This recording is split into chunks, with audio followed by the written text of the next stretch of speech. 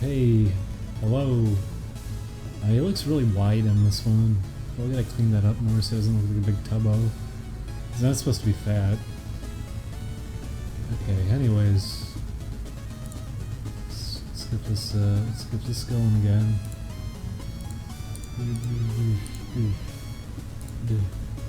Okay, get some blue in there.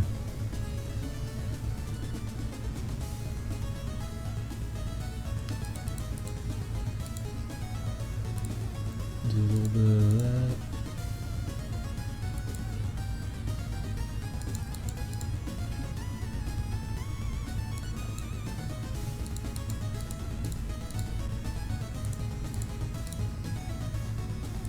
Probably do a little bit there.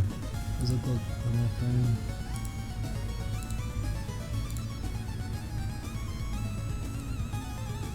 Oof, my eyes are a little blurry.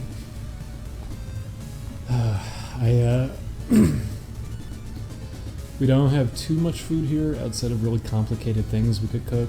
We're gonna be making lasagna later, so I just had Velveeta, shells and cheese, and that was my breakfast. Which still takes a while to make. It took like 20 minutes to make it. But I'm back.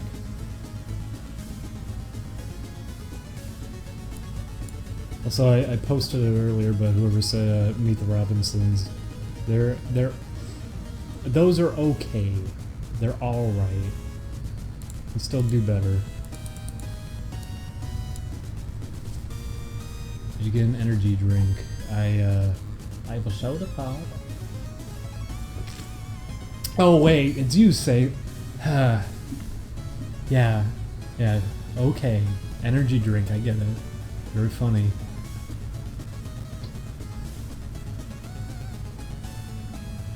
Post pictures of the curry when you finish it. I want to see.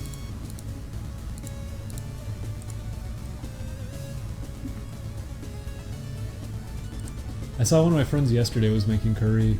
He was posting images on Twitter.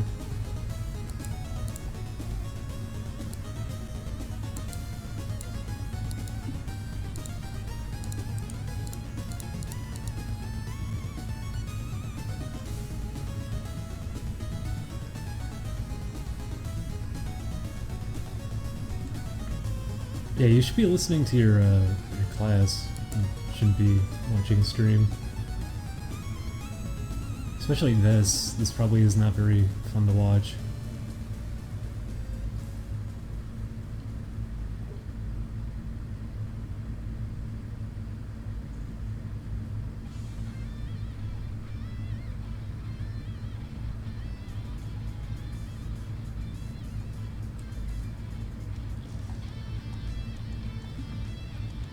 I make a decent curry. Just look it up. It's not that hard to make. It's just expensive to get a lot of ingredients for it.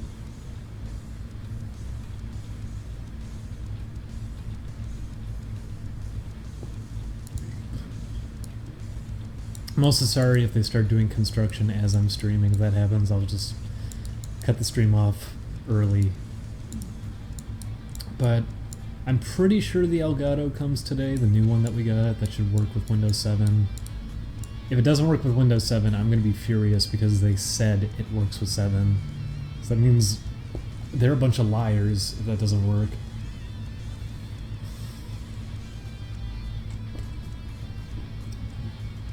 But, the Elgato comes today. I'm pretty sure some of the other stuff for our recording setup comes today. I would like to get some consoles that we could record off of, but I don't really want to spend money on that sort of thing. It feels wrong, like just wasteful. Microphones are probably more important. What are your opinions on pirating, and if someone pirated your games, how would you and Julian respond? I wouldn't care. It's inevitable. I would hope they would at least enjoy it. And if they liked it, they would buy the game itself, but I'm pretty sure that's not going to happen anyways. And I don't really care because they're small games, so I expect it.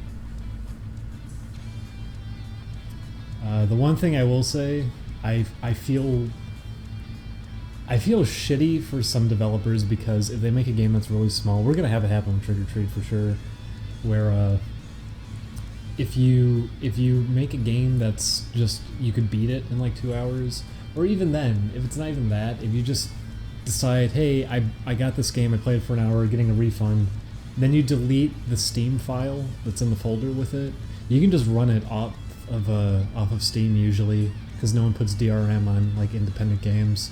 I always feel really bad about that because I remember I've done that a couple times and I feel shitty for it because I just meant to get refunds because I didn't necessarily like the games too much, but then I see the games in my folder still and I can play them and I'm like, oh my god, that fucking sucks. I'm sure people do this to them all the time. But piracy is a thing. I really don't care. People are gonna pirate games, you're not gonna do anything about it. And you're just gonna make enemies by trying to do something about it anyways. Did you get any rest? Yes, I did. I've been trying to stay up to fix my sleep. So today, the hope is that the Elgato shows up and I can just have like a big, long stream day. Oh my gosh. Thank you, Anth Ramen for $15, and they said, go get a nice meal, keep up the good work. I had a nice meal. It wasn't nice, but I had a meal.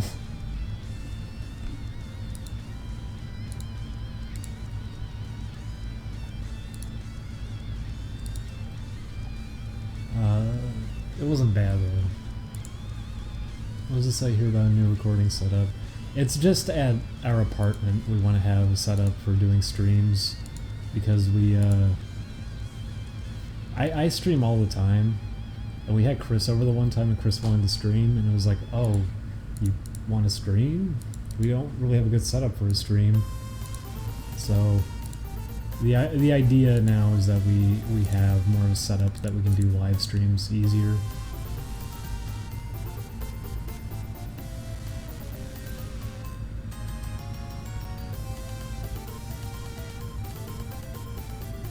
Who are you talking about, Brackens? Are you talking about the Night in the Woods guy or something?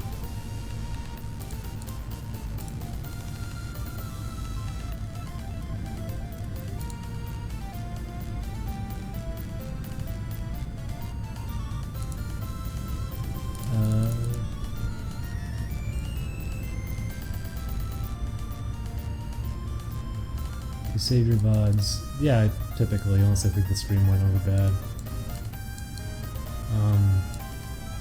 Although, I feel so bad because people keep asking about a lot of stuff that I'm sure people listening back to it are just going to get frustrated hearing it.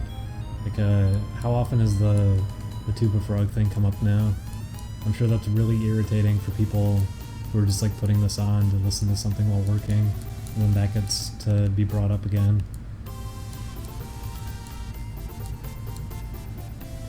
Like I said, tomorrow is Tuesday, just reserve that for tomorrow.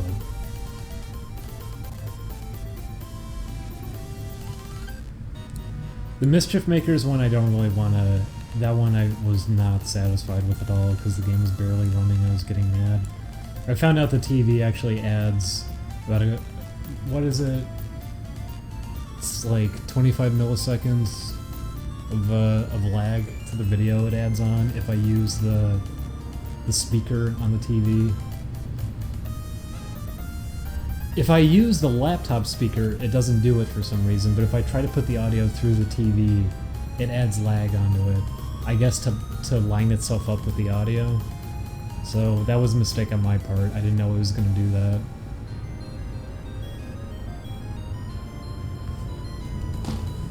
But I would love to play Mischief Makers again. It makes a lot of sense. Not to mention it was slowing down a lot.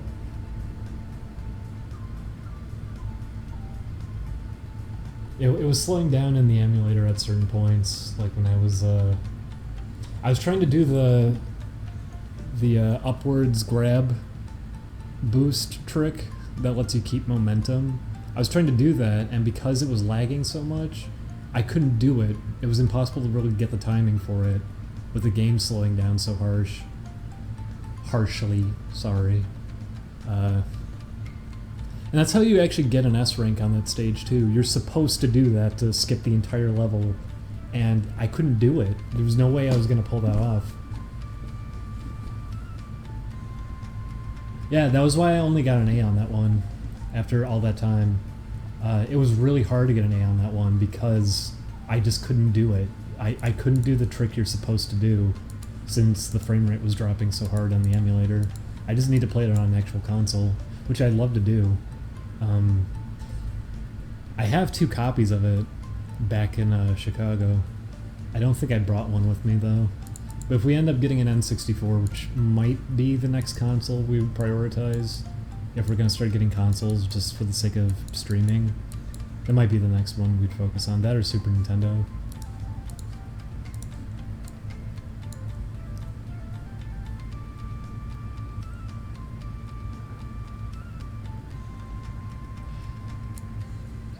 I was talking about when playing it, S ranks and Mischief Makers are so hard to get. It's why it's interesting to watch people go for them. I wish I was better at it. I used to be... Even though I used to be better at it, I remember I still couldn't even get S ranks for the most part. But I'd like to get to a point that I could do that. The game is a lot of fun when you know how to really take advantage of the controls in it. Play Crash 2 again. That's actually the plan for today. We got Crash 2 on the PlayStation 3, so when the Elgato comes, I'm going to try playing Crash 2.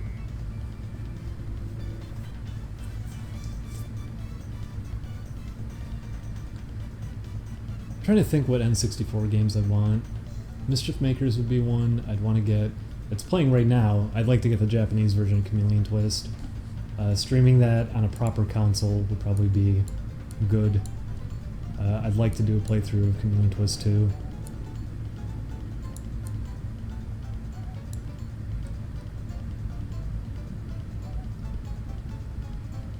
Yeah, we have Crash 3 on here too.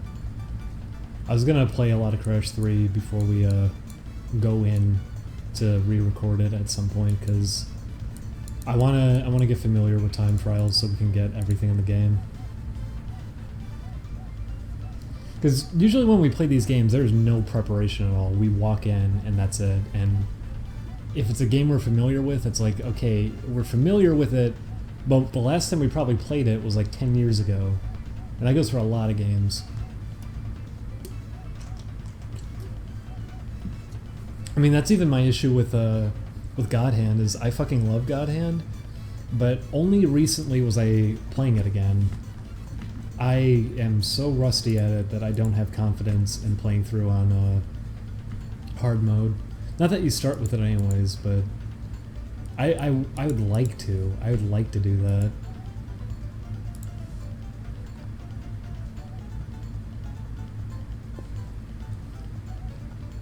By the way, I love that God Hand makes it very obvious what difficulty you're playing it on. I like when games do that, so someone can't just pretend like, oh, I picked hard mode, and then you're watching and no, they're not on hard mode. Because God Hand, if you play it on easy, your level can never exceed past level 2.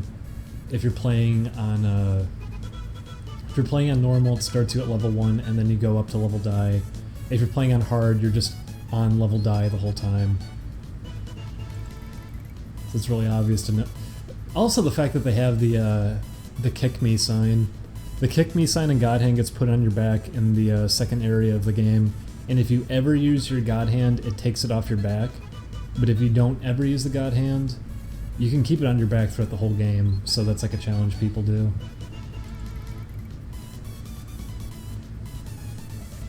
I think they did that with Cave Story though. I think Cave Story, they changed it in the new one that your hat changes color depending on difficulty you play. I mean, it never had difficulty to begin with. It didn't have a difficulty select in the original Cave Story, but I don't actually really like what they did with those remakes of it, because it plays exactly the same, but the higher res sprites don't look very good and they're very inconsistent. Same with the portraits. The translation I remember it is mostly the same, except they had to work a funny Kool-Aid Man reference in there.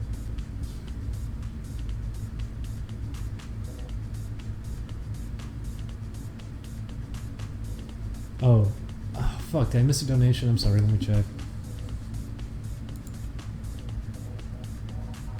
Oh, no, I didn't. Never mind.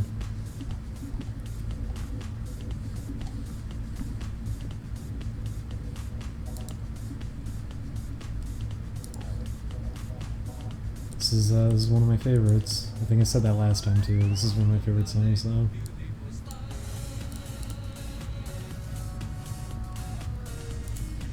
I think this is the sumo stage. I like that one a lot.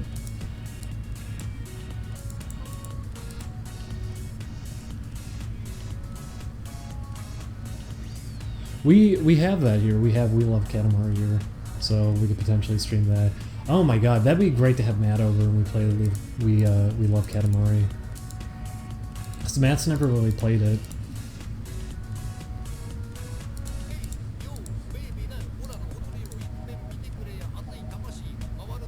Yeah, I like the sound Sumo makes too. What is it that he says? Cause I remember Goemon 2 on Super Nintendo. There's a sumo robot that you fight, and he says the same thing. I'm guessing that's like a sumo thing.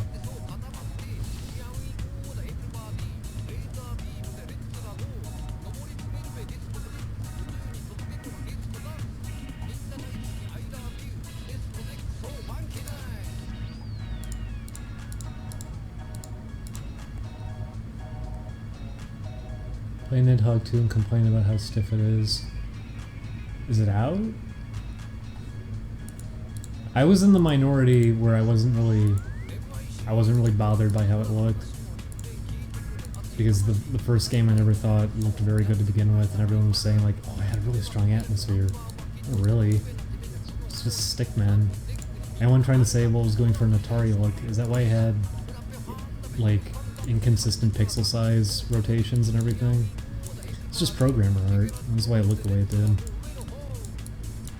I don't like that the characters are animated the way they are, and I could do without some of the funny ha-has that they're trying to pull off, but the backgrounds of the new Nidhogg are fucking incredible. Like, they actually look really, really nice. So, anyone who's shitting all over it visually, I'll say at least go look up the backgrounds that they have for the new Nidhogg, because they look really, really nice.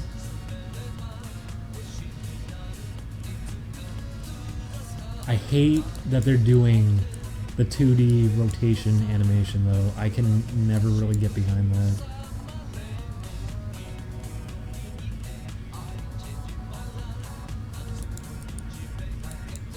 The Nidhogg itself actually looks really cool in the new one, because it's layered and everything.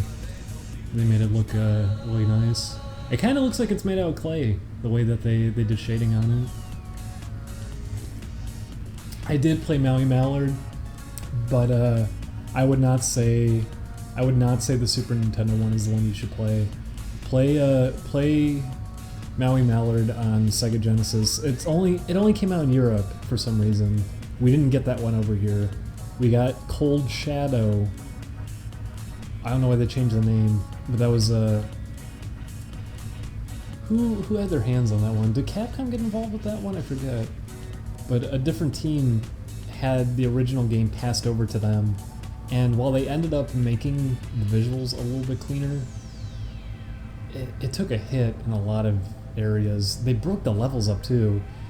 Maui Mallard on Genesis levels are just one level, but they didn't do that with the Super Nintendo one. They broke it into pieces, and then they also introduced garbage items everywhere, because that was how they decided, oh, completionism. You grab these random collectibles and try to get 100% of them. They really did a number on it. They changed some of the areas, some of the bosses. Play the Genesis one if you haven't, because it's a better game. The Super Nintendo one did a number on it. Some of the music also sounds a lot better on the Sega Genesis. They had to make it more tame for the Super Nintendo too. I guess it was too gritty, even though it's not really gritty. But the haunted house stage in Maui Mallard on the Genesis, there's faces that poke out of the wall that are screaming. They took that out for the Super Nintendo. Whenever you killed an enemy, you'd hear a loud screaming sound with a ghost coming out of them. They took that out.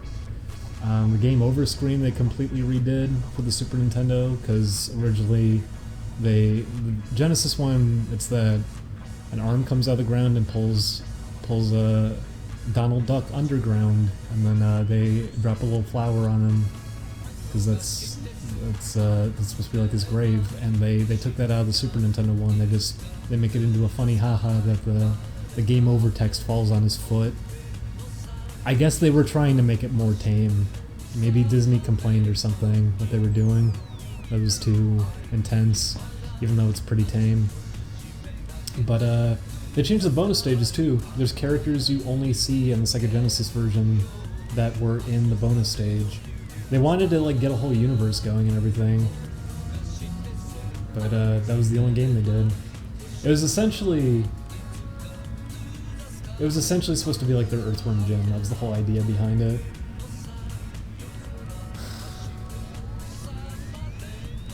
Oh my god. Thank you, Sneep. Sneep for $50. Sneep. They said, keep at them games, bud. Nice, you got Goof Troop Super Nintendo music. I really like that game. I would love to play it, but that's like a staple of Game Grumps now. I don't think we can touch that game. Which is too bad, because I grew up with the Goof Troop game. I actually like it a lot. But thank you, Sneep! Holy cow.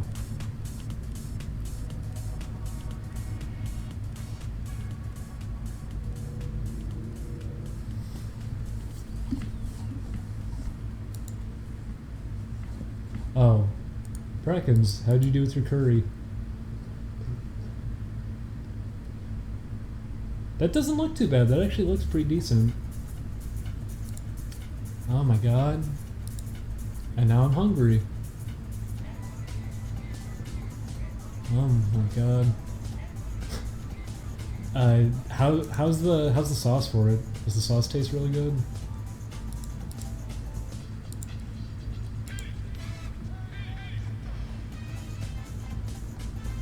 Oh man. I'd like some curry. Why are you avoiding playing games the Game Grumps played? Because it feels weird. It feels weird playing games that another channel is really big for. I don't want to do something like that, because it's also a game that people are familiar with and have seen already. I don't know if we could do much with it.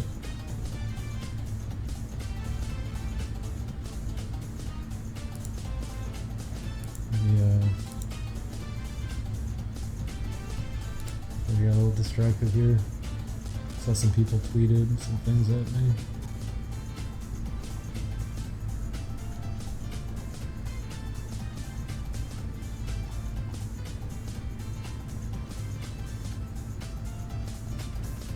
Yeah, exactly. Good luck seeing Gundam Battle Assault 2 on YouTube ever again. Just too bad because it's a neat game.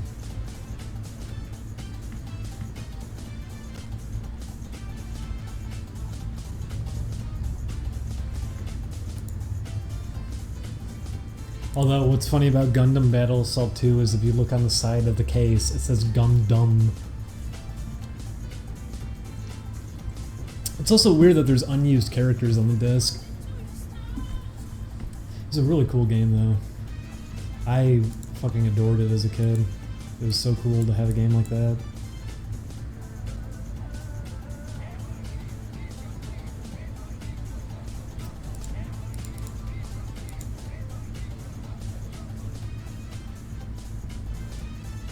Sonic 06 I might be alright with doing, honestly, just because I remember I ended up buying the game just a little bit after it came out because I saw all the exploits you could do in it, and I thought to myself, you know what? This might actually be kind of fun because of that. And I remember I downloaded the Xbox Live demo that you could get, and it's actually a fun demo to fuck around in because it's even more broken than the actual game was. So you could just clip outside the boundaries of the map and just walk outside of them to beat the level really quick. And I mean that to me, at least specifically, I could get all over that. Just a game that it's so broken that the best strategies come from getting clever and finding the most optimal ways of breaking it. Like I could easily have a good time with that. Unfortunately, when the game when it came out, they patched it a good amount and sucked a lot of the enjoyment out. It still was broken pretty horribly, but not in that fun of ways. And yeah, the loading screens are miserable. Even if you want to have a good laugh at it, those loading screens destroy the whole thing. Not to mention, if you die in the stage, have fun. You have to sit through like 5-10 minutes of loading screens again to get back to it. I played through almost the entire game though when I last played it in like 2008.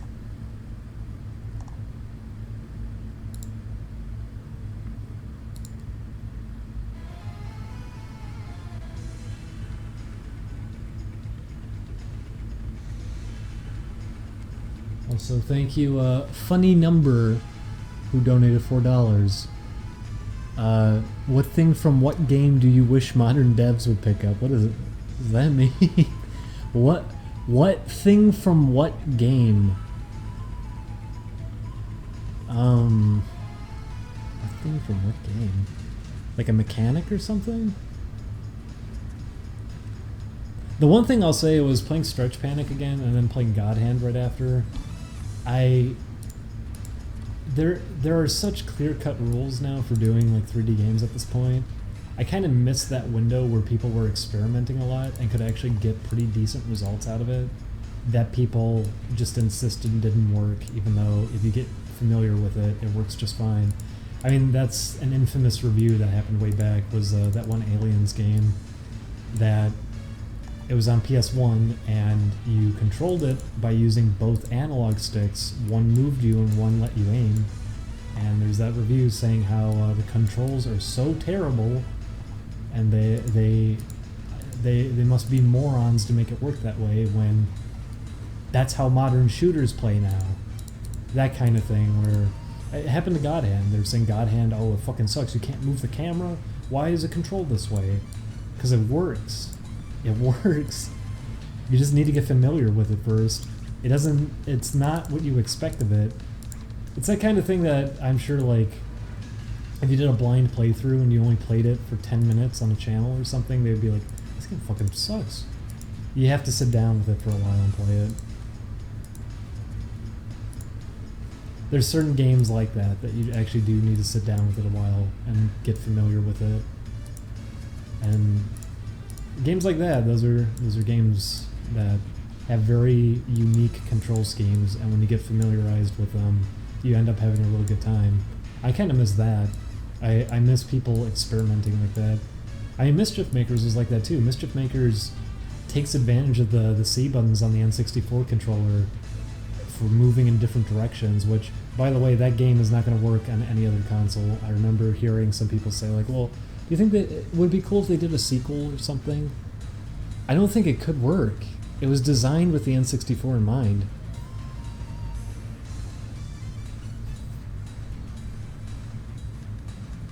But, I don't know.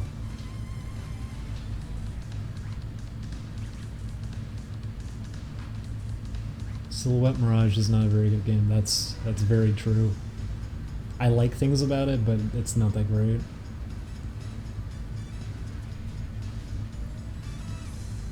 I've heard people say Raikugeki Showtime's not good though, and I actually like that game a lot. I think it's a lot of fun. The Tiny Toons game they didn't release is pretty fun.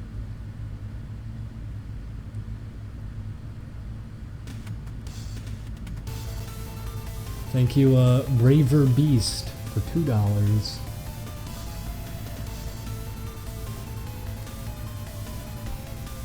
I was surprised to see that this was at the office, by the way. This is Battlemania, I forget what the second game's called, but this is the sequel to Battlemania. But it's a pretty fun shooter on the Genesis. Has really good music. And last time we were at the office, they had like a reproduction card of this game in the Genesis, and I was so surprised by that. I'd be up for playing that at some point. This game has such good music.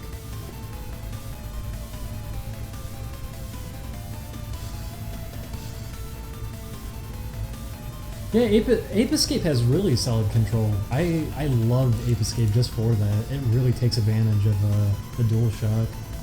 Like, it was designed around the fact that this was supposed to kind of show off that controller, but they did a good job. They came up with really fun ideas.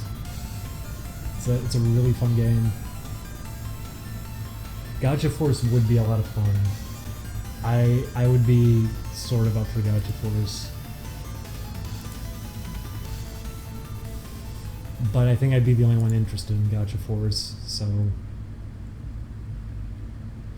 Oh my god, I would like to do that with Morrowind, but Chris is not very into Morrowind, and we played Oblivion a while back, and we just kind of didn't use it because it turned into me wanting to do every bug in the game, and the setup on some of them take a while, so it just didn't end up being very fun to have as a series.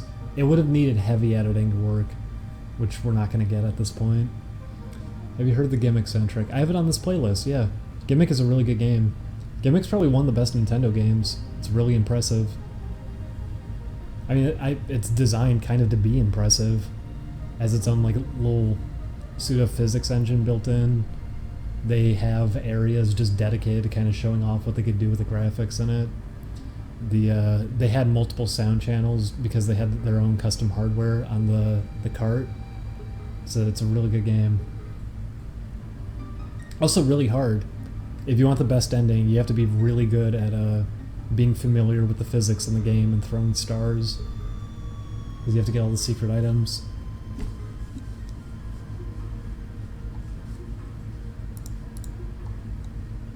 Gimmick is a really good game.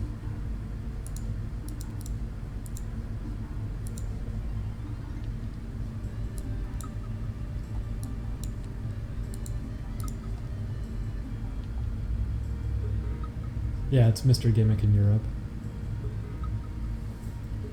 I actually own that. I have the Alpha 2 port on Super Nintendo where it has to load like every 2 seconds. Just before the fight begins, it has to load, and then as it says round 1 fight, it has to load. It loads when it shows the character portraits on the versus screen. I have no idea why they decided on doing it. It's impressive, I guess. It plays okay. It looks relatively close to the actual game, but it's not worth it with all those long pauses.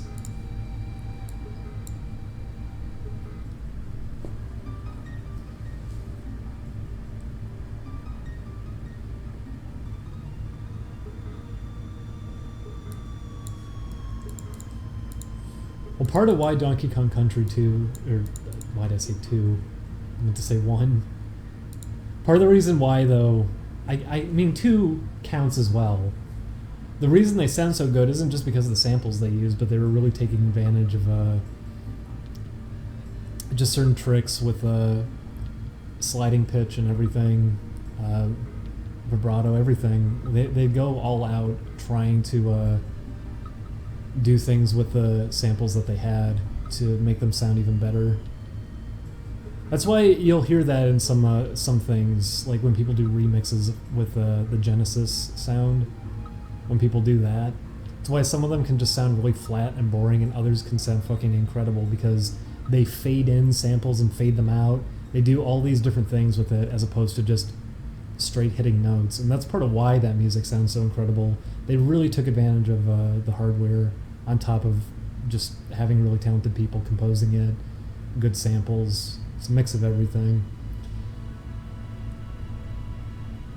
You can, I mean, if you want an amazing example of that, was it one of the Tales games that did it on Super Famicom? They have an opening to that game, and it has actual lyrics. Like, they have a vocal track And it's not because they have samples in the game's memory that are tied to a vocal track.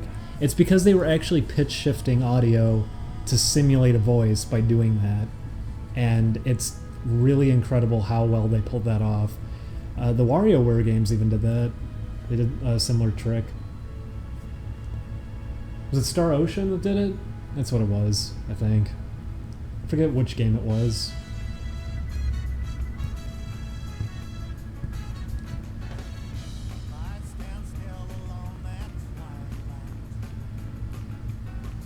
I forget which game it was. Someone in the chat would have to say which it was.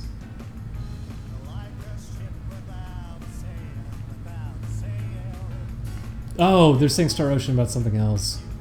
I thought it was the Tails game that did it. Sorry, I'm behind on the chat. I don't know what that was in response to.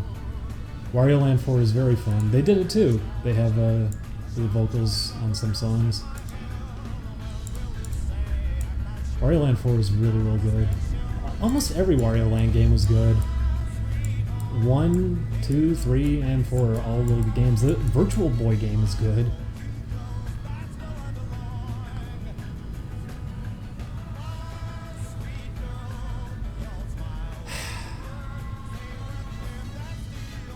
Alright,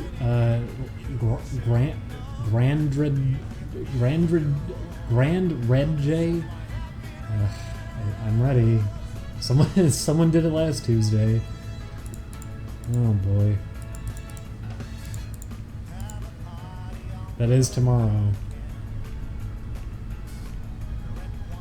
It's like the only good Virtual Boy game.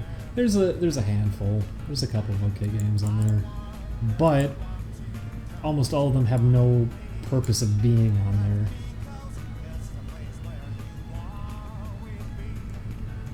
I need to get my Virtual Boy shipped out here, I forgot.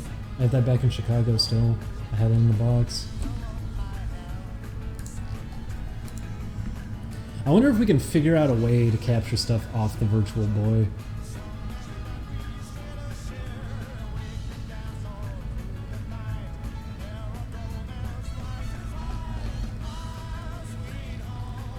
Jack Bros is in the middle, but I like it. I know a lot of people don't really like Jack Bros that much, but I thought it was fun. I thought it was a fun game. I remember too that was what made me fucking hate eBay and people who snipe because it makes no sense to me. Jack Bros was on eBay and someone was selling it. No one was noticing it because it was posted for such a brief window. It was only up for like an hour, and I thought to myself, like, I'm gonna do it. I'm gonna snipe it. I'm gonna get it. And there was like 10 seconds left. I put in a bid that was like $30 higher than what they were asking for. 2 seconds later, price shoots up to like $500. And I just think to myself, what the fuck? What was the point of that? Why are you even trying to snipe this if you're going to be unreasonable and pay more money than people typically pay for this game? What is the point of that? Isn't that why you're trying to snipe this? You're trying to get it cheaper? But that ended up happening. It went up to like $560 or something. So it's like, alright, well, have fun with that. If you're gonna really throw that much money down, I hope you enjoy it, because you kind of missed the point of going for something like this during an auction.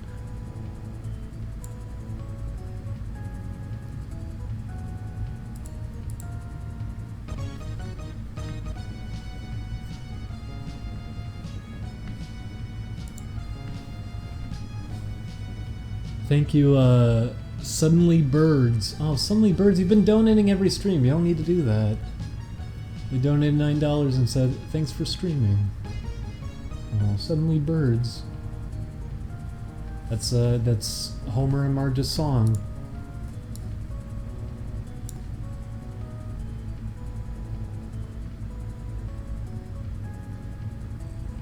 What's your honest opinion on Isaac?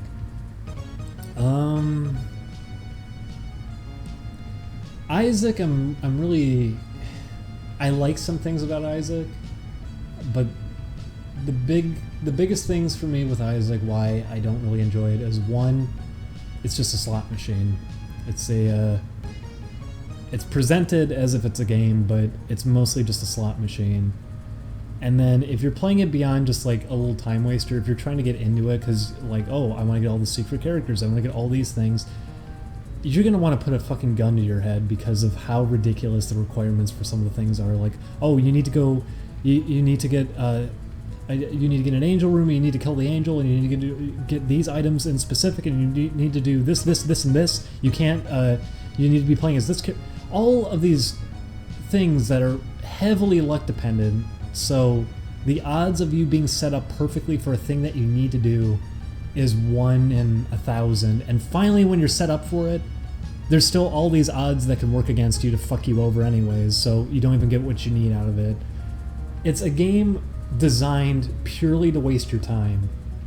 It's not really, like, the gameplay is not why you play it. You play it because you want to see what items you can get and what else the game has to offer by unlocking new stuff and playing it more and more and more. Skill isn't really a factor, but if you're gonna get good at Isaac, it's you just memorizing the preset rooms that can end up showing up, because there's plenty of bullshit rooms, there's plenty of rooms that you're attacked the instant you walk in, so you just need to be familiar with that room layout as you walk into it and go, oh, it's this room, I gotta get out of the way. Stuff like that. The way that it controls how a lot of the difficulty comes from the fact that you can't just respond to things on a whim either. You need to be moving ahead of time since you're so slippery. Then there's shit that if you're not fast enough, it just gets to hit you for free. Situations like that. There's all this shit that it doesn't feel like you're playing exactly a game. It's just, okay, is my luck adding up on this run? No? Well, okay, this is just kind of a waste of time. Julian got 100% in Isaac. He did every single thing you could do in it. And even he said he regrets it because it really is just luck driven. That's all there is to it. I can't believe he dedicated all that time to it. He has so many hours on it. But, I mean, that's what it kind of is. It's an interactive slot machine. There's fun ideas there for sure, but in the game that it is, I can't say I'm interested in it. I can understand why others would be into it, but it's just so heavily luck-based. That's all there is to it. Gameplay is barely there for you. And then another personal thing for me specifically is I don't really like a lot of the designs, and it's Edmund's stuff never really clicked with me unless he's actually putting a lot of effort into like monster designs, which he'll do that sometimes here and there, but he never seems to go all out. He'll usually go very simple with everything, and then here and there are some really detailed things mixed in. Also, funny haha memes, crying on poop, which is being played for humor. I know a lot of people say, well, it's supposed to make it feel like a bleak, dark setting. It's very much put in there for the sake of humor, and it wasn't supposed to go alongside that. But it's a game that I don't like outright hate. I can understand why some people would like it, but for me, I would not want to play it.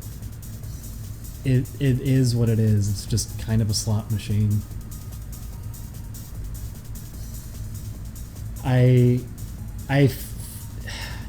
Because with all of those games too, Nuclear Throne, I was thinking like, okay, this is more like what I'd want, right? This is going to be skill focused, and it'll be the kind of thing I would have wanted out of Isaac. It'll be randomized, but it's still driven around skill. But then I find out that you don't start with anything in it. You have to keep unlocking stuff. It's just a 2D cover-based shooter. Sometimes you get unfortunate with how areas can be structured, so you might just end up getting hit by something because you have no real spot to go to. But for the most part, it is much more skill-driven. A lot of it is just purely on you. But my problem there was it runs at 30 frames per second. I don't really like how it looks. I can't stand the fact that every weapon seems to function almost the same in terms of, because they don't, obviously, but They all shoot the same looking bullets. It's just those being modified. Every gun is just shooting the same bullet sprayed out, but modifying it. Like, okay, we made the sprite for it larger, or you're shooting 3 of them out with this one, or they shoot out a little bit quicker. The weapons just don't stand out very much, and I do really like the abilities though. The ability ID is a very good one, and adds a lot onto it. I love the artwork outside the game itself, like the character select screen. Those portraits look fucking great. The menus and everything, how they have the text looking, little splatter effects behind everything. The theme itself, there's some really good stuff in there, but the actual game I'm just kind of in the middle with. Gungeon I think is closest to what I'd like, but even then, my issue with Gungeon is that they set it up in a way that it's miserable fighting bosses, because fighting bosses you need to have basically a special gun. If you have your starting weapon, yes, you can kill the boss, but you're going to be spending a long ass time doing it, like 5 to 10 minutes probably, because of how weak it is. And sometimes you don't get good luck with that. You might just get a shit weapon, so it gets to be tedious for no real reason. Some of the randomization gets in the way. I also really don't like how the sprites in it look. The music doesn't stand out very much either, but Gungeon is probably the closest to what I want, because it's very skill driven. I think Julian feels the same way too, that Gungeon's his favorite, even though he gets kind of sick of it at points, and I'm the same way. All these games just made me realize more and more, like, I think I just want a game that's actually designed. I don't want randomization to be such a big factor in it. Gungeon does the least of it, but Gungeon is also, when it comes into play, it really does affect the game, and it gets obnoxious how much it can get in the way. And something I really hate about Gungeon too is I just lost my train of thought. Oh, there's counterproductive design that makes no sense to me. If you beat a boss without taking a hit, you get additional health. And to me that's like, okay, wait, what? I'm being rewarded for being good in a way like that? Players who are bad need additional health. Someone who can get through this game without taking a hit does not need additional health. Why is that the reward for being able to beat a boss without taking a hit, is you can take an additional hit now? What is that? That's completely backwards. So you're giving all of these little favors to people who don't need them? I can understand that maybe in older games that was like the incentive to get better, is like, oh, you get these juicy rewards. But even then, it doesn't make much sense, because it's like, do you need them though? If you're good enough to get these, do you really need them? And some games, yes, you actually kind of do. Battletoads is a great example. I fucking love Battletoads, as flawed as it is, and how openly, I will admit, it is a flawed, unfair asshole of a game. I still like it a lot. But that's a big thing with Battletoads, is you need to be good if you want to get a lot of lives out of it. There's tricks to do it. The second level, great place to get a lot of 1-ups, because you can just kick the crow enemies off the wall over and over again. But you're going to be losing lives like crazy in Battletoads because of how relentless the difficulty is and how perfect you need to be, and how some things in it actually are completely random.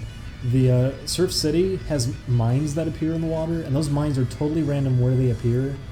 And this can even happen if you emulate it. You can check this out for yourself. If you rewind the game, a mine will still spawn in like the same position that you're lined up. Like if a mine was appearing in the middle of the screen where you happen to be, so you crashed into it and you rewind the game and you move upwards, the mine still spawns in front of you and comes at you again. Shit like that, it can be really nasty as a game, but like that's why that's there in that game. I feel like it's not really well thought out design at all. In fact, there's no thought. They were just trying to make it a really unfair game. But at least in that game, being really good and getting rewards like that are completely necessary, because a player who is good at that game is still going to be dying constantly, because even the slightest little mistake, letting go of a button just a little bit too early on the fucking cleaner winger, it's a brutal game.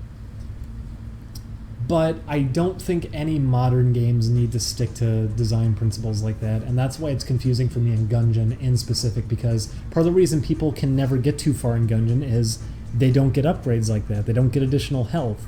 You have to be playing the game over and over and over again just to get benefits like that. And that's really shitty because, hey, you're using means like this to keep people gated off from actually finishing the game even once. You're doing all this shit to just make it brutal. Not to mention, the actual gameplay in Gungeon, levels themselves, you're not going to die during a level. You're probably only going to take a handful of hits during a level in Gungeon. It's always the bosses. So the idea that you have to beat a boss without taking a hit, it's just fucked up. I don't know why they did that. And yeah, I think No Man's Sky is getting people sick of a procedural generation, and it has them realizing now that, yeah, maybe this isn't that great of a thing. It's just to justify not having to design a game.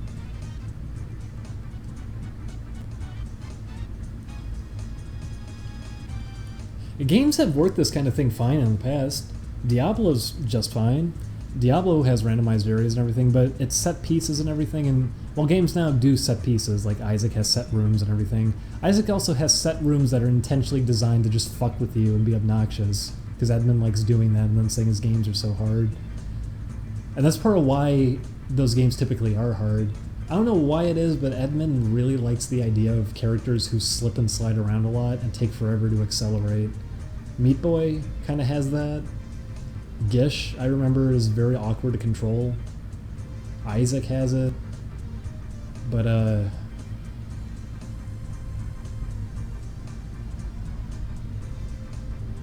I'm completely fine if that goes away. If procedural generation kind of fades off, I'm fine with that. I think it's run its course. Because any game I saw doing it wasn't focusing on making a game that was solid on top of having that. It usually was, hey, our gimmick is that everything's randomized.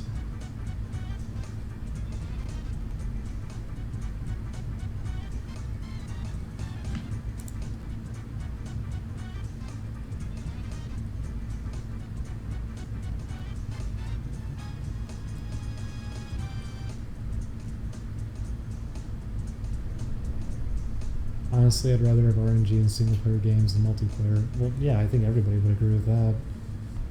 At the same time, there's a lot of misinformation about that, because I remember there's the Matthew Matosis video about Dota, where he was complaining about randomization in it, but he only said he had a couple hundred hours on it, I think, and that is not enough time at all to start talking about the design. He didn't mention what his rank was either or anything. I don't think that's for Dota in specific. Dota I clocked like 3,000 hours on, and I don't even fully understand everything in it. But almost everything Matthew Matosis brought up in that video I think is completely wrong. And one of the big ones was like, oh, well, this skill only has a 30% chance of hitting, so how's that exactly fair? Dota doesn't actually function with RNG. Like, it's not a completely random number. It's pseudo-random. What that means is if something is going to hit 1 out of 3 times, if it doesn't hit the first 2 times, it's almost 100% guaranteed to hit the 3rd time. Every single thing in Dota 2 is pseudo-random. You know what? I think there's a couple of things that aren't, but almost everything in that game is pseudo-random. They check for all of that. And that's part of why they do it too, is it's supposed to be part of the risk. And that is in games too. As much as I'll hear people say they hate that in their games, I mean, that's like a thing in Melee with Luigi, with some of those moves, is that occasionally they can be stronger, and I don't like that in fighting games specifically.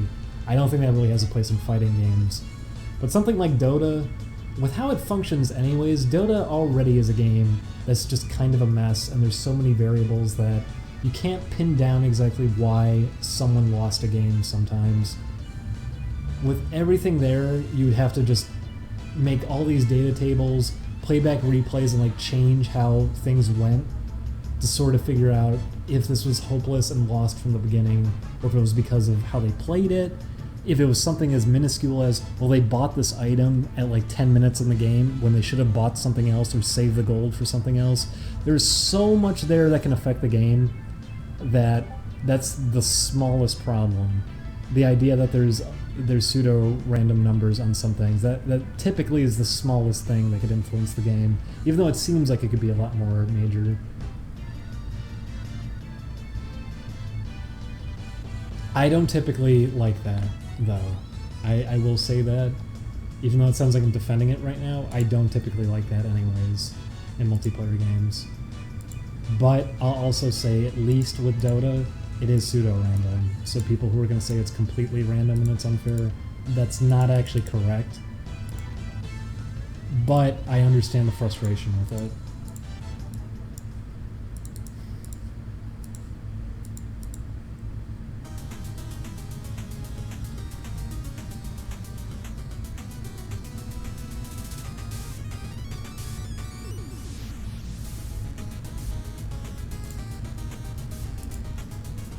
Oh, his thing got fucked up here. Fix that.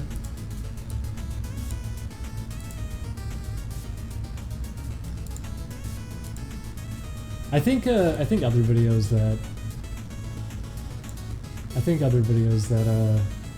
Matthew Matosis did are, it's usually when it's on games that he seems to really understand. Dota was one that he clearly did not have much time put into, so it was weird hearing criticisms like that when they were coming from someone not too familiar with the game and then was trying to speak about it on a professional level. Because that's what the video was called, was like Dota as a professional game. As a competitive game, that's what it was. And I don't think you can make that sort of assessment when you're not playing it at a competitive level.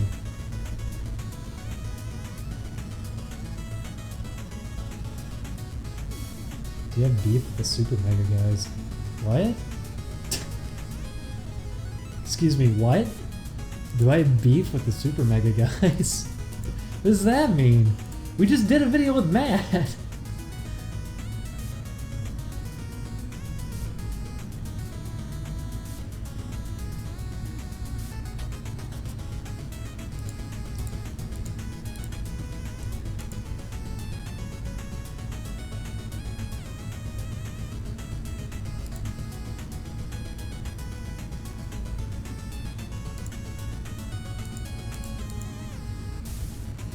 No, I don't have a beef with Super Mega, if that wasn't obvious. No, why would I have a beef with them? We do videos all the time.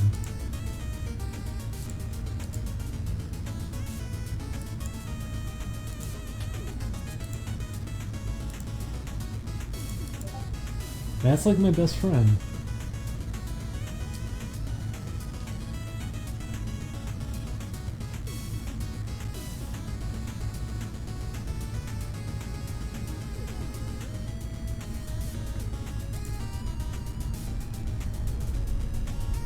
Oh, was it a joke?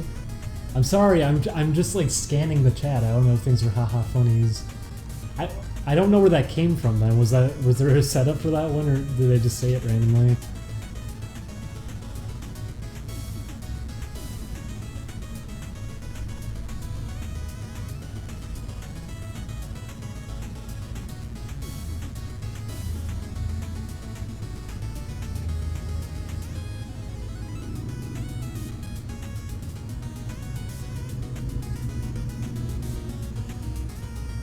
I think King of Fighters 14 is going to get a PC version. I don't know.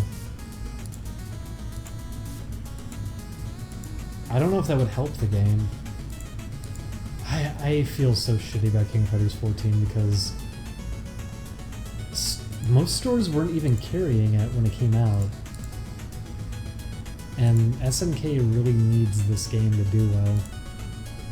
So seeing that it's not really getting that many people on it, it's kind of sad.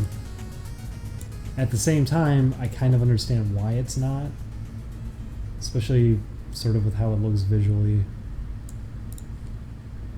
Graphics obviously don't matter, but at the same time, some of the decisions that they made with it read as a little bit questionable to me, but I haven't played it enough. I want to vouch for it too, because I really like King of Fighters. 13 was fucking great. 13 was a really good game.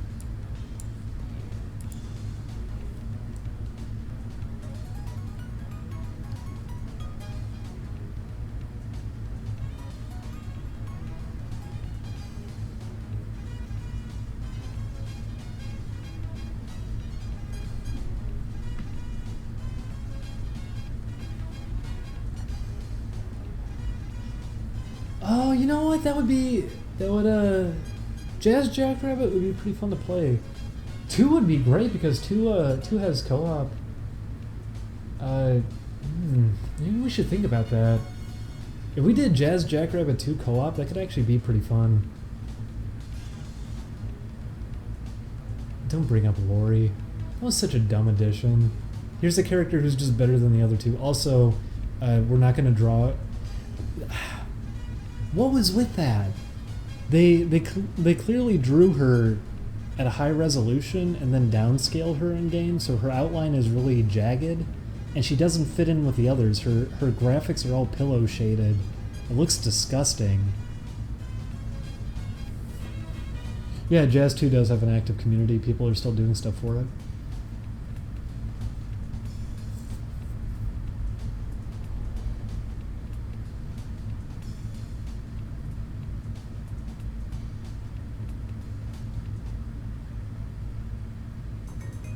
Would you guys ever do any fighting games on the channel? Probably not. I think I'm the only one who cares for them. Believe me, I would love to. I would absolutely love to. But I think I'm one of the only people at the office who cares about fighting games, outside of Aaron, and I don't know if Ross does. I've seen Ross play a couple of them, but I don't know if he actually cares about them too much. I played King of Fighters 98 with Aaron.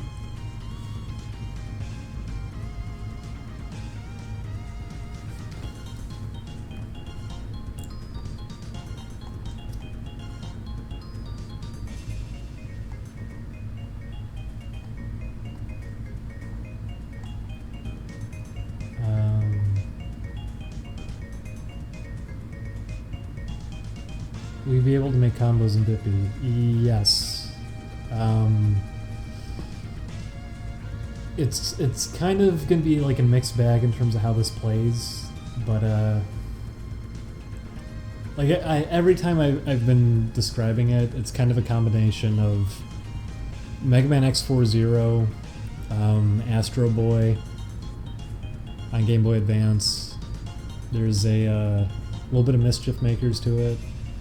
And I might as well say this too, even though Astro Boy is a more polished up version of it. There was a Tiny Toons game on Game Boy Advance that was like a prototype for it, and in that it was easier to kind of structure like combos because you could push enemies when you walked against them and everything, and you could punch enemies into other enemies. This isn't going to be like that exactly, but the idea is going to be kind of you can you can stun enemies by interrupting attacks that they do. As it does extra damage when you interrupt an attack from an enemy, and when they're stunned, you can then start like juggling them around and doing stuff to them while they're stunned.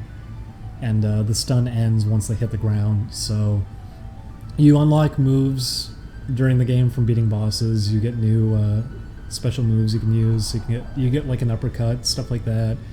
So you can start blending that together with moves that you have.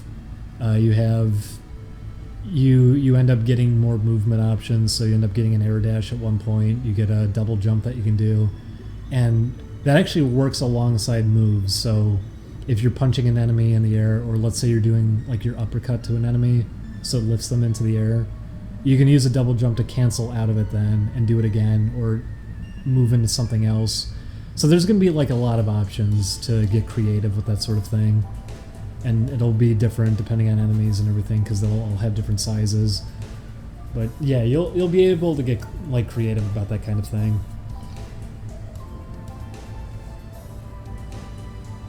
What's your MMR in Dota? I could go look. Is it like... It's like 5,400 I think was the highest I was at, and then it just kept plummeting after that. That was when the really fun window happened. That was when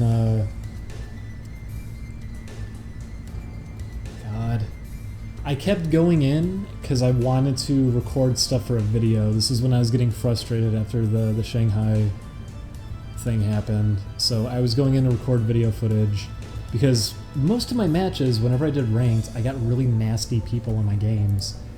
So I was filming matches and people who were in them. If you actually go look at my Twitter, my very, very first tweet was from a game of Dota, because I wanted to show like how these games get. And what I was going to talk about in the video was how, despite Valve having like this really, really harsh report system, it doesn't do anything. And it gets abused. And what ended up happening was that I was playing a bunch of games, and I was doing it back to back to back to see. I was studying how all this worked. I wanted total confirmation if what I thought about this game was true, because people always say like, only play for a little bit each day, only play like 1 or 2 games a day, then take a break for the next day. And things seem to go well if you do that. And it's true, and the reason that that's true is because the game doesn't fucking try to mix up your matches or anything. Even if someone gets reported, they stay getting matched with you. So I recorded it. There was a guy who was in my game and got mad at me because I made a non-conventional item, which did wonders. I ended up getting like 23 kills before even the 30-minute mark. I was on a roll, and we were set up for everything. I had like 2 moon shards going and everything. It was going great, but my teammate was fucking furious that I made a non-conventional item, and the fact that we were still dominating over them and everything, it didn't matter, because he started feeding himself intentionally, and bit by bit, as many kills as I was getting, and even though I hit level 25 almost immediately, it didn't matter because he fed so much that the other team collectively got to come in and still sweep us out at the end. And I reported him, intentional feeding. Nothing happened. Shows up in my next game. Says, you're the guy from last game. Intentionally feeds again. We lose. I find a match again. Same guy in my game again, on my team. Intentionally feeds again. I reported him 4 games in a row. He never got banned for anything and kept showing up in my games and doing the same thing each time. Nothing happened to him. So finally, at the end of it, I report him for communication, and guess what? Something actually happens to him. He gets action taken because I did a communication report. Because communication reports are automated, and they don't fucking check for anything. They just take action no matter what. So after putting up with all of this shit and losing all this MMR because one guy was intentionally feeding, finally something happens because I reported him for something he didn't even do. And then I have footage of that. I ended up with like 14 reports that I could use against people, because anytime someone was typing at all during my game, I would just report them for communication. They weren't even doing anything wrong. All they had to do was type a little bit or talk on voice. I'd report them. They get action taken against them immediately, even though they didn't do anything. If someone would type in the alt chat, I would report them, and oops, that would be it. Communication report, it worked. They got muted. Action got taken against them. I get a free report. And eventually it turned against me because during a game I was trying really strongly to communicate with my team, and since I was in there with a 4-stack and I was the one person who was an outsider, everyone got mad at me by the end of the game, shouting at me, blaming me for everything, because that's what happens if you're solo and you go in with a 4-stack. You get to take all the abuse. And even though we still won the game, they all reported me, and I got muted. And after I got muted, next day I go in to start playing again because I'm not going to play games while I'm already muted. But I get reported again by someone else for only using... I've probably typed, I think, like 3 things in the chat during that game. I get reported again. It goes through, like 2 games later, all of a sudden it goes through, and I'm muted again, even though I didn't say anything. And it kept happening over and over again, and then I was just like, okay, you know what, I'm going to test this. I'm muted, I'm going to keep playing. Does this start impacting my matches? Like, am I going to just get people who are nastier because I'm being reported this often? And surely enough, I'm getting nastier and nastier people as that's happening. Eventually, I get thrown in low priority just because people kept reporting me so much. Even though I wasn't saying anything, they kept reporting me for communication, and it just spelled everything out. It's like, okay, this system is just fucked. Here I am abusing it, and it's working. Now these people are abusing it, it's working. And because you just have to have enough reports for it to throw you into low priority, then you get completely fucked, then it marks your account, then you only get shitty matches from that point on. And that was when I stopped. After the Shanghai shit and all of that, I stopped playing, and no joke, 5400 MMR down to probably like 3.1k I think I dropped down to. It was insane.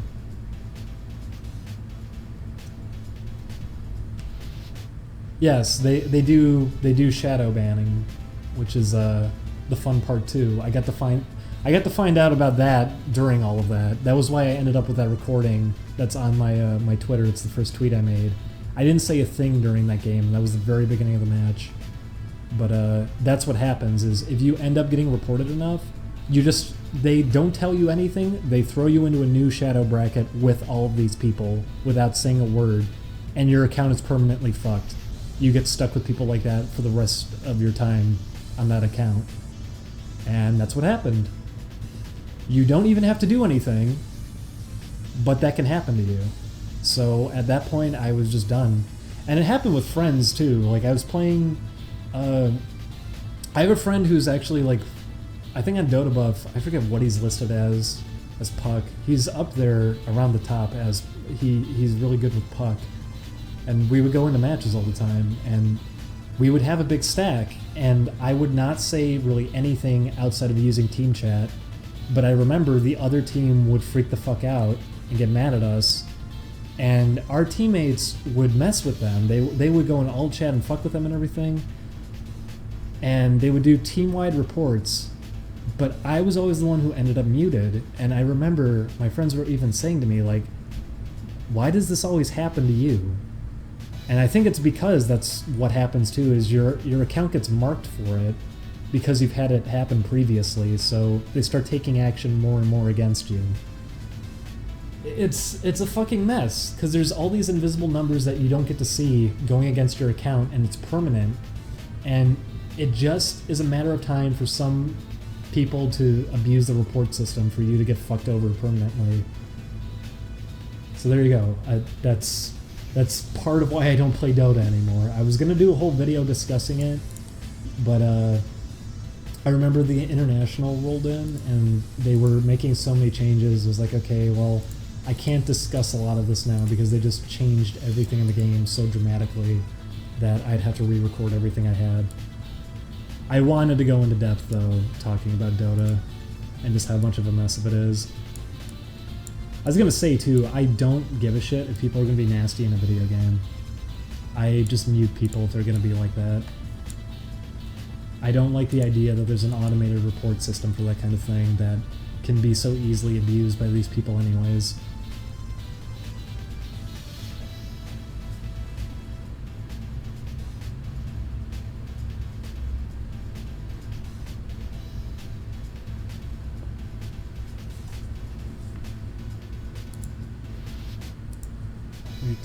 Oh, the shorts are kind of weird on this one, aren't they?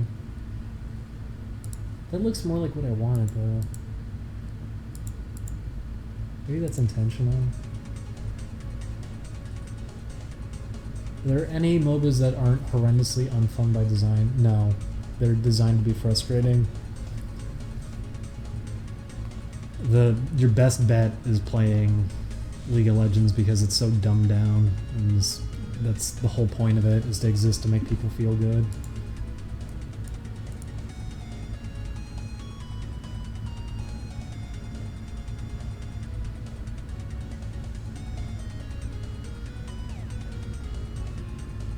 No, that's right, Battleborn. You got it. Oh boy, Battleborn. Why is the Battleborn logo the Antifa logo?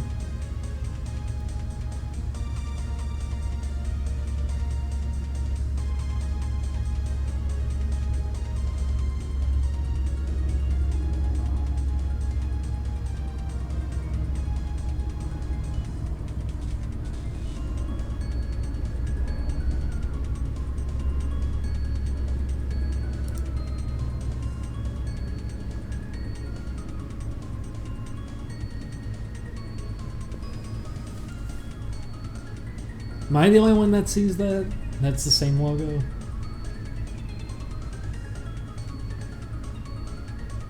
Yeah, that whole thing too. With the Randy Pitchford and the whole tweet about, oh, I guess there's a, that's strange. I guess there's a porn subreddit for Battleborn.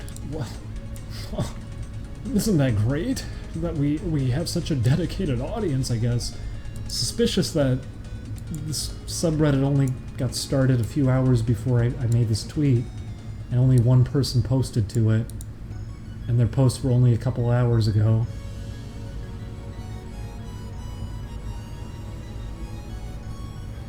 Why would you want to look up porn of Battleborn characters? Battleborn has some of the worst designs I've ever seen in a video game. I'm not saying that to be hyperbolic or anything either. I mean that. Go look up the designs for Battleborn. They are some of the absolute worst design I've ever seen. Not to mention the characterization they have for some of them is really bad too.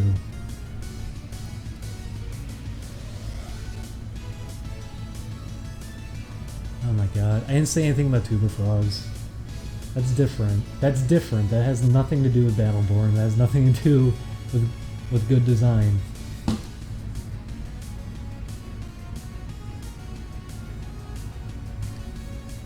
What's the one character in Battleborn?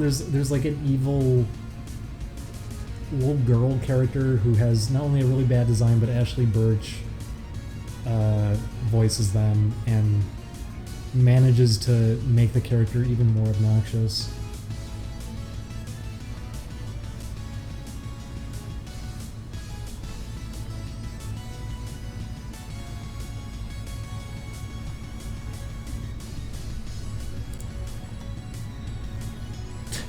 Everyone's just typing names, and I don't know if these are names of characters or not. Someone said Chugly.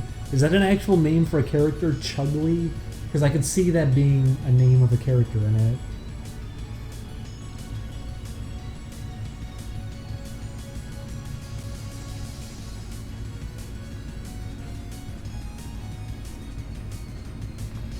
Oh, I missed some of these donations too. Thank you. Oh my god, I missed a lot. Your pal Wyatt donated $2.50 and said, "You're a really cool guy. Also, what's your favorite N64 game?"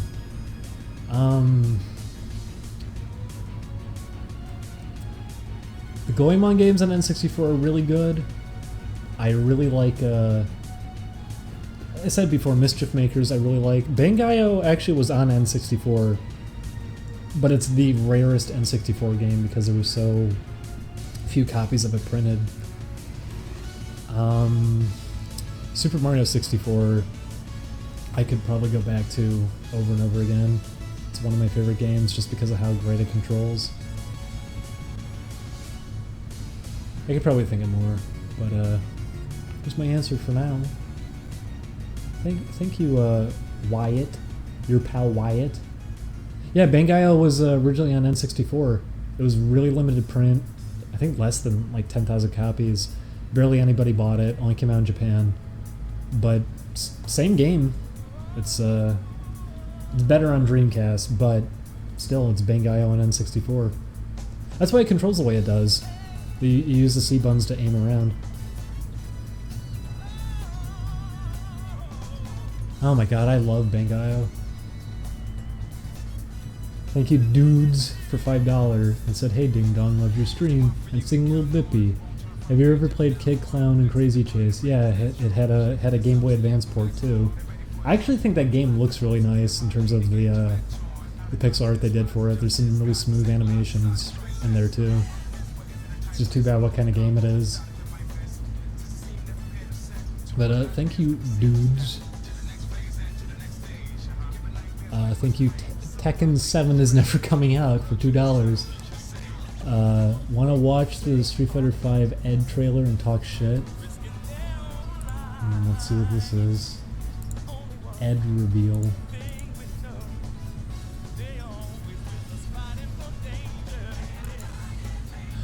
Is that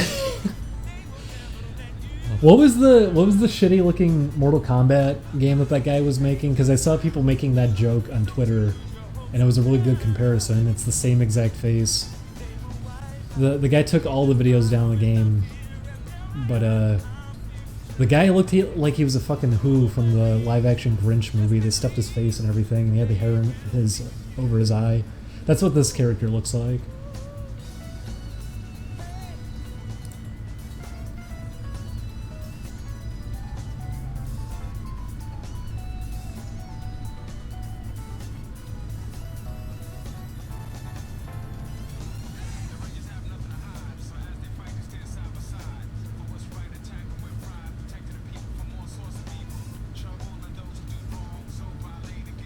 Yeah,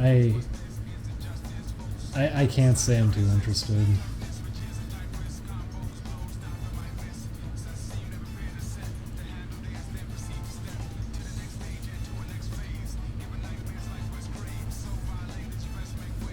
My problem watching videos like these too that they post for Street Fighter 5 is usually you're just watching basic bread and butter combos. You're not actually seeing, because they show it off like, wow, look how loose it is and how creative you can get, and then you play it in game and it's like, oh wait, no, these are like the only things this character can do right now. Unless you figure out a glitch or a bug and then they patch it out. Oh my god. the third outfit they showed him with, his rib cage was very pronounced. Yeah, I don't really care for this character. I think Fong was the only one I really cared about. Because he doesn't play like a Street Fighter character. He was really interesting. He was a lot of fun to use. Fun design, too.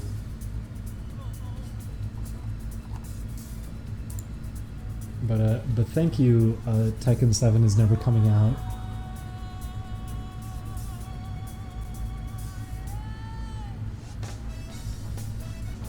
Thank you, Zaiden.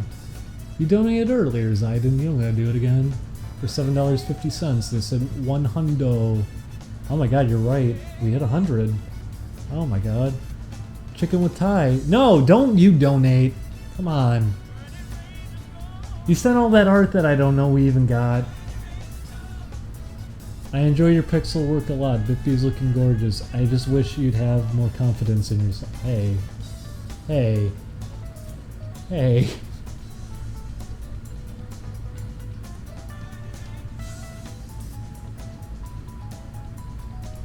Thank you, though. Can I refund the money?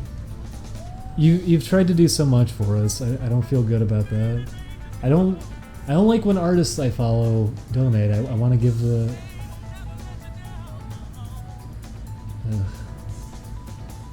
I don't know. I'll take care of that after the stream.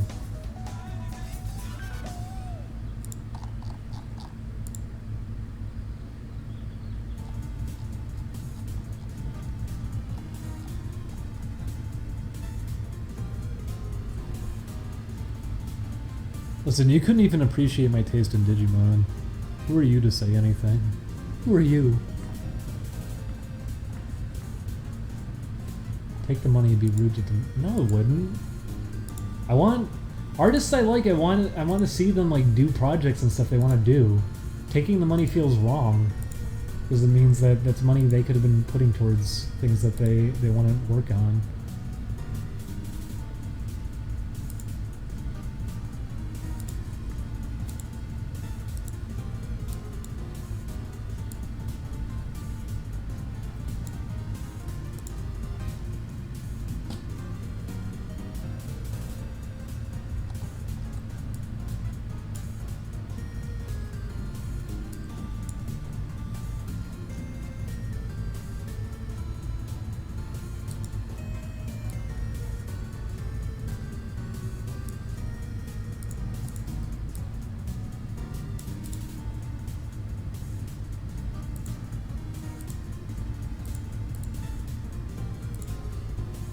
just realized the leg should be shaped out a little bit more here.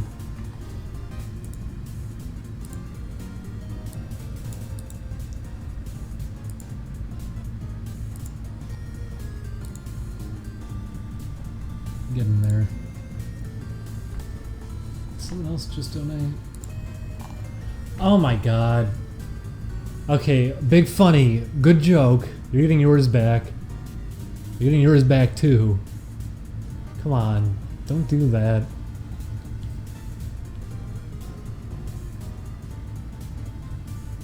Just remember what tomorrow is so you can get mad at me and then want your money back. I will. I'll buy a meatball pizza.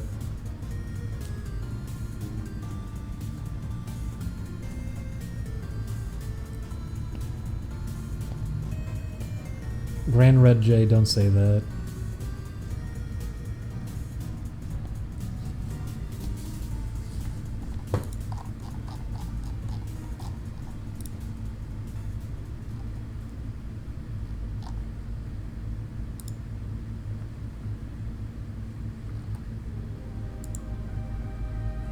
Yeah, meatball pizzas are a thing. It's really good. They'll either crumble up little meatballs onto the pizza, or they'll slice it up into pieces to put on. It's actually pretty tasty.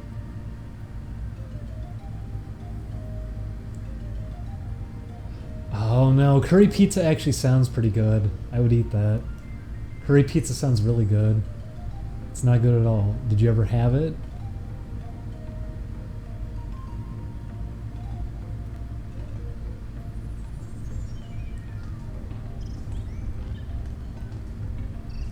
How would meatball pizza be disgusting? You got me? I don't know. It sounds it's just fine. I've had it. It's very tasty. It means you got meat with some good flavor to it on top of a pizza.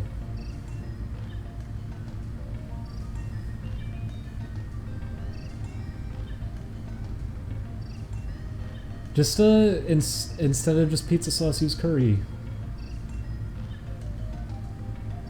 Have curry sauce instead of pizza sauce.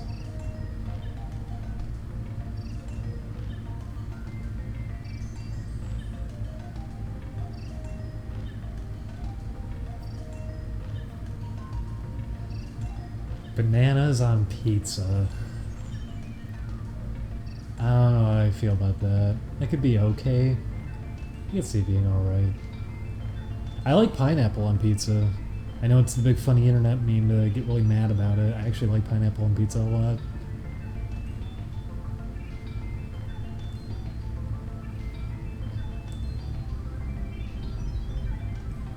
Banana on pizza sounds kind of odd though. Because banana, you can also, taking in too much banana can make you feel kind of sick.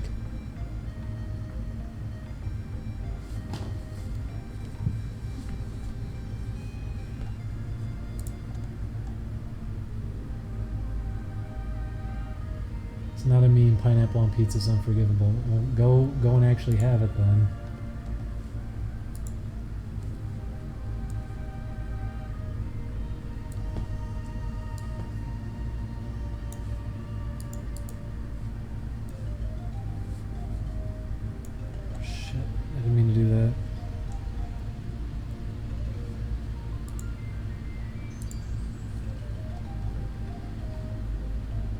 Fruit on pizza. Well, what do you think a tomato is? That's a fruit.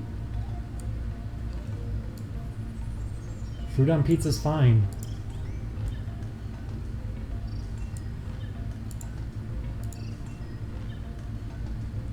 There isn't like a set obligation that things on pizza can't ever be sweet in some way. That you can only put really bitter, nasty things on top of a pizza. Tomatoes can be sweet. And typically tomatoes that you get on pizza are very sweet. There's a really tasty pizza place a while off from here. They do brick oven pizzas that are custom made and everything. Getting spinach, little tomatoes on your pizza with some mushroom, pepperoni. Ooh, feta cheese on top, pink sauce. Very, very good. And it's got a sweet flavor to it. It's good.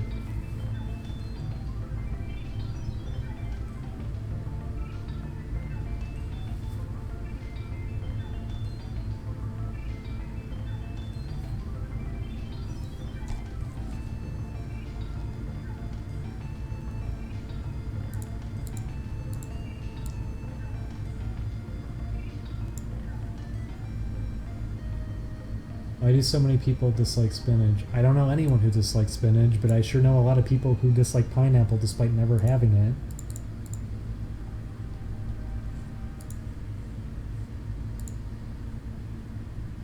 I know somebody who dislikes meatball despite never trying it on pizza.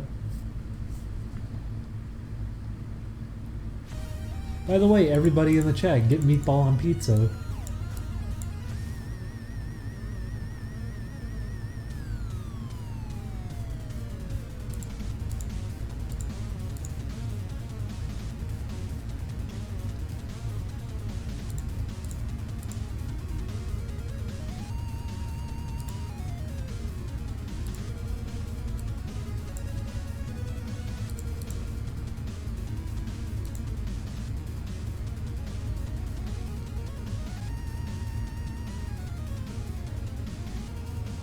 Yeah, this is Silver Surfer. This is Tim Fallon, right? That was his name? This is really, really good music for the Nintendo. He really knew how to take advantage of the hardware. Treasure Master has some really good music too. The title screen music to Solstice sounds really, really good because it starts off like just a dinky Nintendo song and then it just builds up into something way beyond what you would expect the hardware to pull off, which I think was the point.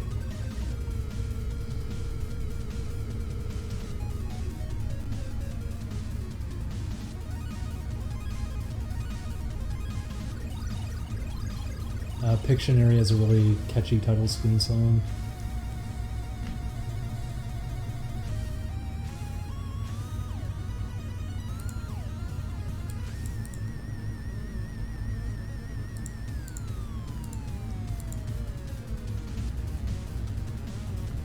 We're actually making lasagna today. We got a lot of really fresh mozzarella. Oh my god, the mozzarella that we got is so good. I always have to hold off on just having some of it on my own. It's really, really good.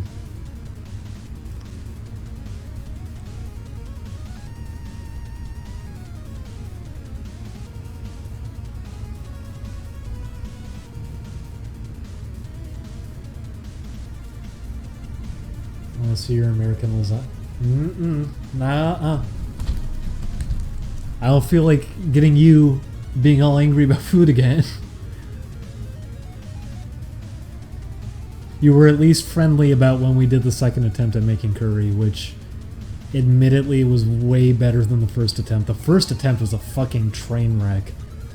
Julian saying we should use shake and bake. That was such a bad idea. It's so easy to fry up your own chicken. I don't know why we just didn't do it the first time. It turned out really, really good. We were just eating the chicken on its own because we had so much of it.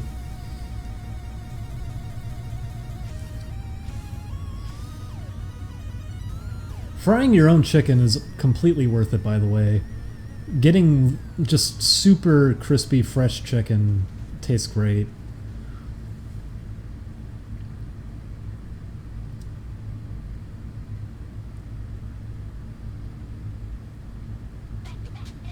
Do we have spinach for the lasagna? That'd actually be pretty good. You could have catch diseases from that rough chicken. We cooked the chicken fine the first time. The problem was it looked disgusting thanks to the shake and bake. That's what all of that was on top of it. That was the wet shake and bake. It was a horrible idea. I don't know why we even did that. Julian suggested it, and I thought, well, it's easier than frying chicken, right? No, frying chicken's very easy. You crack an egg, you get some flour, you smear it around in breadcrumbs, drop in some vegetable oil for like 3 minutes. It's very, very easy to do. Oh, it's so good too. That curry we made the second time was incredible. I was so happy how it turned out.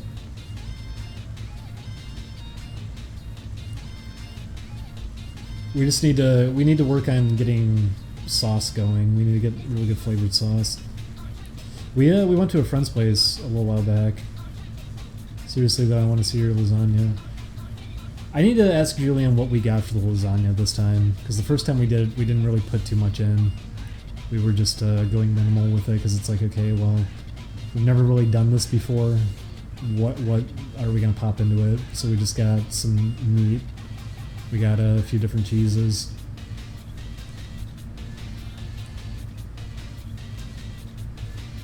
It's probably all we got this time too. Spinach would be pretty good to mix in there though. Honestly, I'd like to cut up some tomato to put in there. I really like tomato. Almost everyone I know is disgusted by tomato. I love tomato.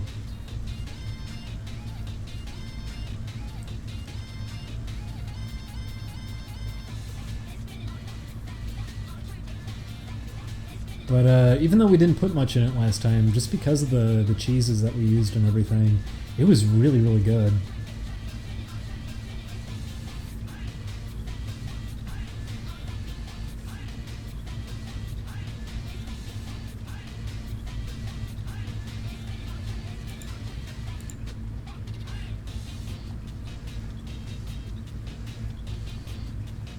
Well, we're gonna be making lasagna later.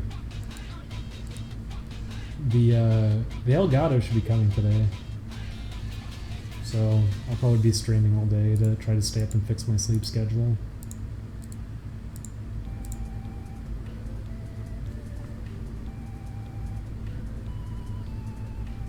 Which Jet Set Radio is your favorite?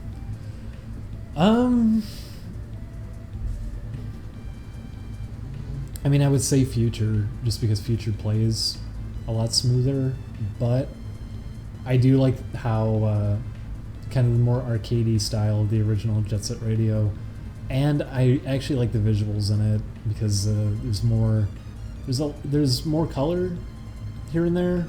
The designs, for the most part, I feel like were better in the original Jet Set Radio. Piranha was a great character in the original Jet Set Radio, and Jet Set Radio Future, when they... Was she Boogie in Future? What did they do to her design? They fucking destroyed her. It was a really good design in Jet Set Radio.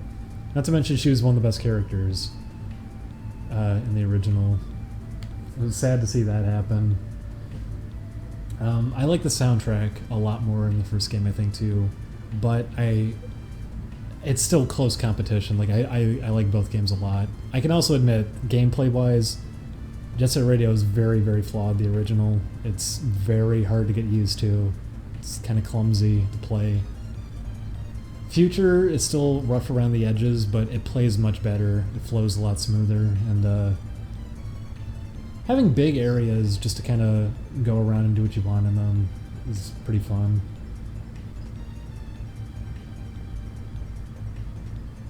Yeah, but people were complaining when we played Future. People were saying, like, oh, it looks so boring. This looks like a really boring game, and it's not very nice visually. And that was kind of surprising to me. I guess a lot of people were expecting it to be like Tony Hawk, when that's not the point of it. It's not meant to be like a Tony Hawk game. You're not going for points. In the original, you are, kind of. But Future, you're not.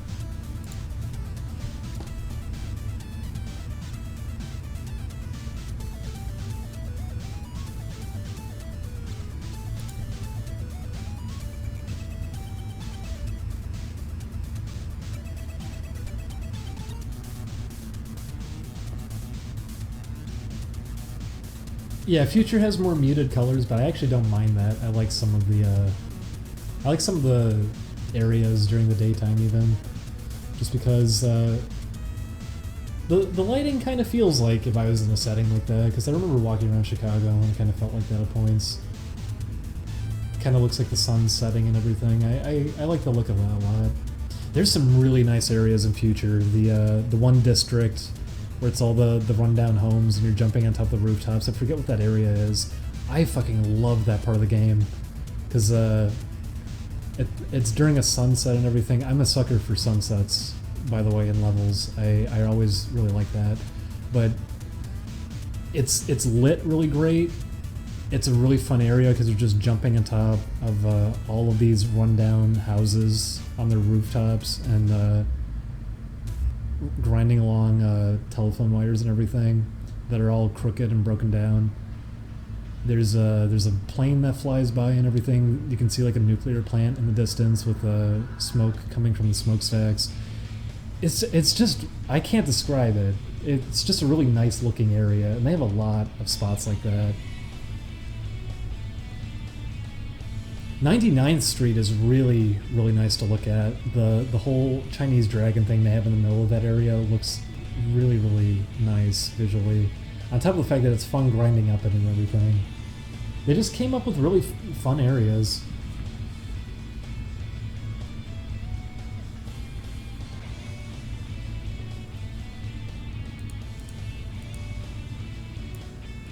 But a lot of people also just seem to think that high contrast means it's more better. So, I mean, look at Cartoon Network on TV right now. Every cartoon on right now goes for overblown colors, and it makes it a headache to watch. You know, there used to be restrictions on that kind of thing. You had to limit how you were using colors before when you were doing animated television. There were certain guidelines around that.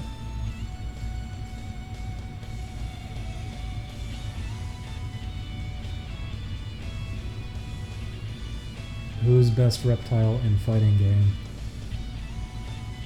Are we trying to push this in a certain direction right now? He's not a reptile. He's an amphibian. And the answer that I don't know. He's a reptile. There's the answer. Actually, what was the name of the boxing dinosaur from Tekken? There you go, he's the best.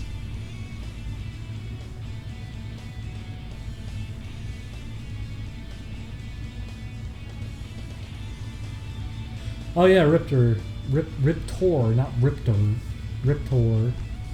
He's all right. Wait, I know why you're answering with that. It's because of his finishing move. Get out of here. Not fooling anybody.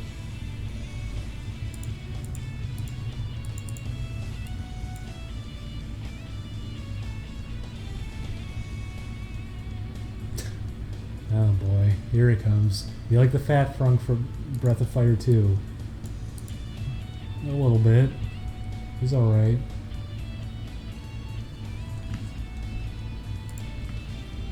By the way, this song is so fucking good.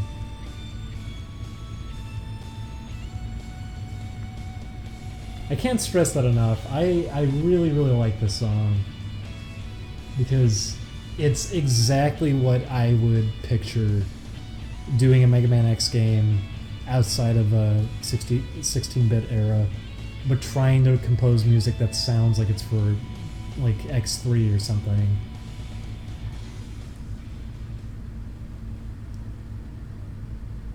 Yeah, it was cool. It was a little elevator stage and it's like a little endurance run. It's fun. This is a good one too.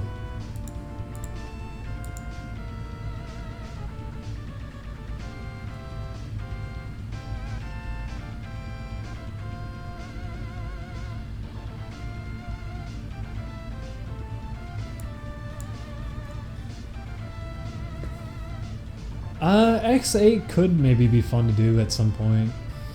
I actually... Would people hate that? Would people hate me if I did Mega Man X again? Because I really want to play through it again. I sucked so hard when we played it. I really want to make up for that.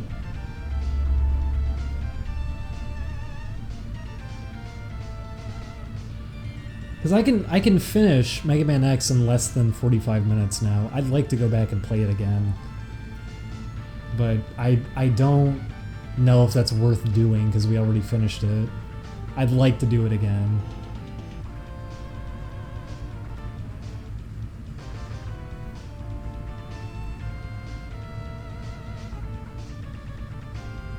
Get Aaron on if you play it. Aaron said he wanted to race and at some point. I really want to do X2. X2 for sure I want to do. That's going to be next up. I'm just trying to...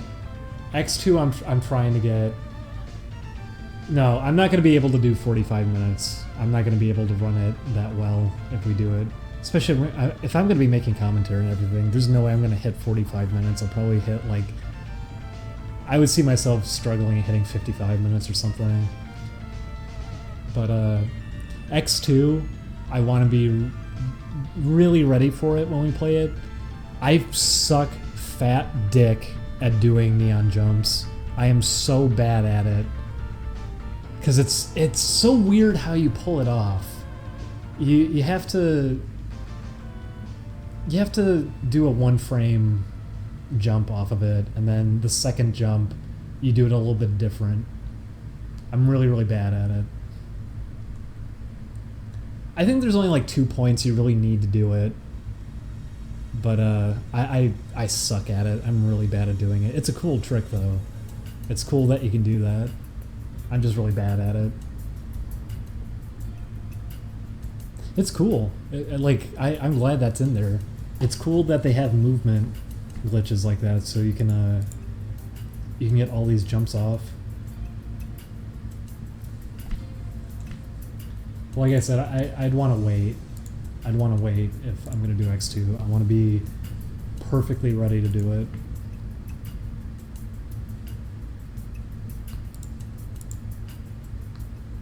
Oh, did I get a donation that I missed? Sorry, let me check it.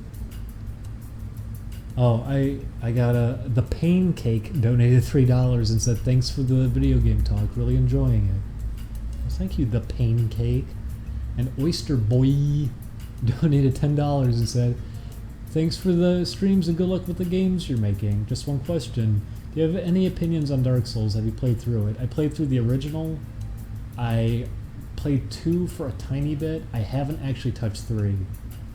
And 2 I understand all the complaints about, but at the same time I don't like that it's also waved around as maybe it's because I didn't finish it. But from what I played, I wouldn't say like, oh, this is a bad game. I feel like the Matthew Matosis video really pushed people into that, because even though it was supposed to be like a balanced criticism, it's very blatantly tilted towards just saying it fucking sucks because really minor decisions here and there. But there are some really stupid things about 2, and I would not say at all 2 comes anywhere close to the original. But I still would say it's not that bad of a game. I'd say it's alright. I thought it was fine. But first Dark Souls is it's a really good time. There's plenty there to go back for and everything too. Like, it's a game you could play over and over and over again. It's the same kind of thing. It's why I like God Hand so much.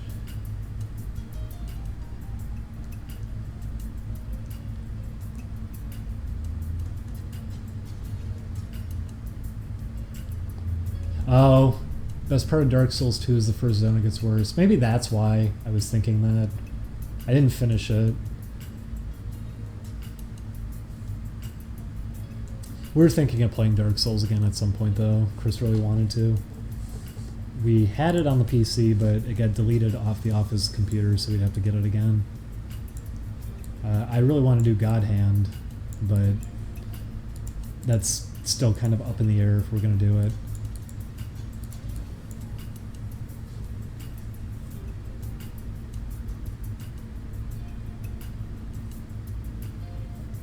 Best dog breed, important question. People are gonna get mad at me if I do that. Because a lot of dogs that I like are funny haha memes now. I like Samoyeds a lot, but I know that's because now they're a big funny internet meme. Part of the reason I like them is because I'm actually really allergic to dogs, and that's one of the dogs I'm not allergic to. And they're very friendly. They're big, they're friendly, they're very soft, and they don't set my allergies off, so I can get behind that. By the way, you know how to kill me now. I have a horrible, horrible dog allergy. I love dogs, but if I am even near somebody who just has dog hair all over them, I get a reaction to it. Man Ryan's dog Lego is so nice. I really love that dog, and I hate it because I can't get near Lego. I can't pet the dog, can't spend any time with it because I'm so allergic. I get hives all over, my eyes I can barely open anymore. It sucks. Of course, I can be around cats just fine. Cats are assholes.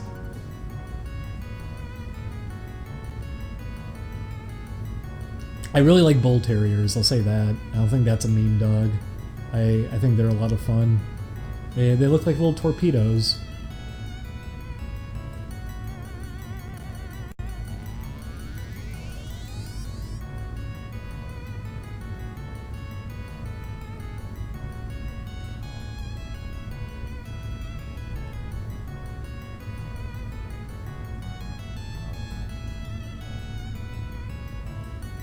Yep, that was my problem.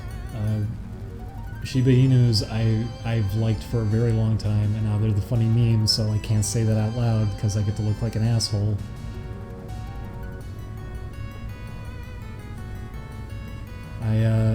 We went to Little Tokyo and we got to see one there.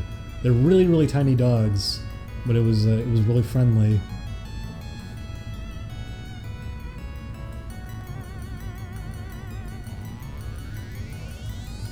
Man, I wish I wasn't allergic to dogs. I really wish I wasn't allergic to dogs. I love them a lot. I really do. It's true. Little chow chows are like little bears. That's what they look like.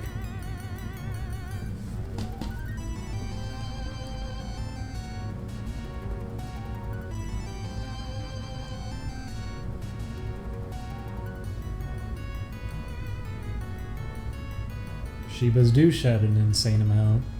I did all the research because way back this was like, how long ago was this? This was ages ago. This is probably like 7, 8 years ago? 9 years ago? I forget how long ago this was. I wanted to get one, and I was reading up on them heavily, and then I got to find out, like, okay, I'm going to be deathly allergic to it. I can't actually get one. But yeah, they shed a shitload. That's why there's all those photos of people after grooming their Shiba Inu. They can make a dog essentially out of the fur that they brushed off its body. They're very independent. Essentially, they're cats, just in the body of dogs, meaning they can be kind of nasty. They're very, very tiny. They're about the size of cats. They're only a little bit bigger. You have to basically have one right when they were born if you're going to start training them, because they're not going to fucking listen to you after a few years.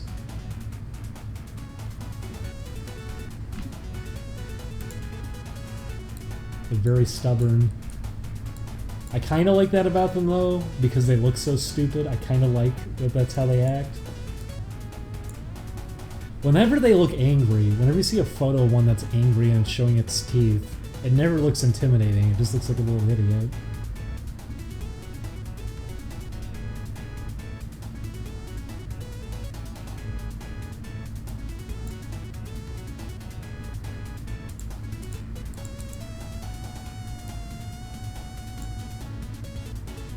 But Samoyeds I like a lot. Samoyeds are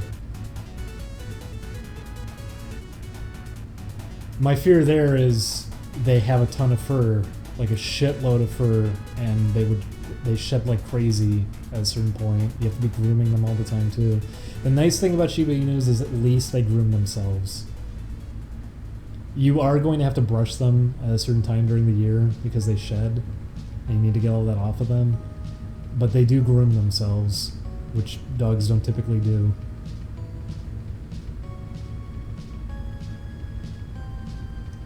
What are those dogs called? They're like Schipperks or something? I forget what those are called. They have a really weird shape. They're these little black dogs. I like how they look.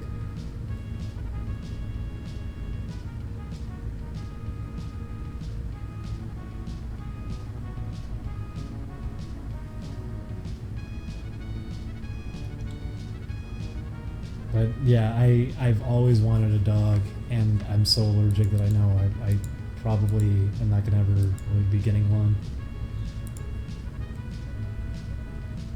I hate it because every time we go walking too, if I see someone walking a dog, I always just look at it because it's like, oh my god, look at the dog. I want to pet it and everything, and I can't fucking get near it. Maybe that's why I like them so much, because I can't even get near them. We went to a restaurant a few days ago, and someone had a little poodle with them. Poodles I don't really like that much, but the one they had actually was all right. And it sat down right behind me, and it was walking over to me. I really wanted to pet it, but I couldn't do anything because I knew I was just gonna have a huge allergic reaction if I touched it. Yeah, Rockhuck does have a dog.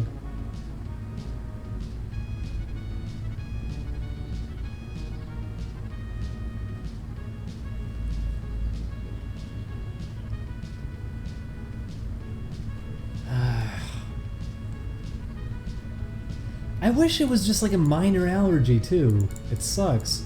Because with cats, if I'm like petting them and I'm around them a lot and then I rub my eyes and everything, like it's gonna be bad. But it's like a minor allergy. I don't really get stuffed up or anything. I don't really get hives unless I'm sitting there with a cat for a very, very, very, very long time.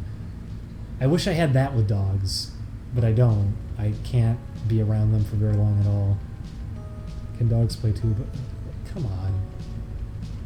Even if they did, I wouldn't. Maybe it could work. I don't know. That's a different discussion. We're not talking about that. Shut up. Cats are too boring. Yes, absolutely. Cats are very boring. Cats are very, very boring. They act really nasty. Even if you have a nice cat, you know what makes a nice cat? A cat's nice if it just doesn't do anything. The nicest kind of cat is a cat that just kind of leaves you alone. A mean cat is a cat that's going to constantly bother you, knock shit over, break things, claw you, or demand your attention to be let outside and let back in, let outside and let back in, or just stand in the doorway for like 50 minutes because it's a little fucker. A nice cat is a cat that'll just kind of wander, do its own thing, and not get in the way. Maybe occasionally it'll come up to you and rub against you.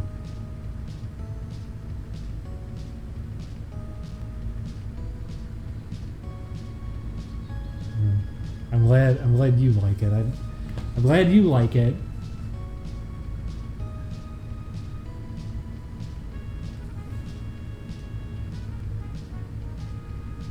I've had nice cats too. In fact, the cat that I was with years and years back, it was a really friendly cat. It always want to hang around. But they're just not. They're not really interesting. They're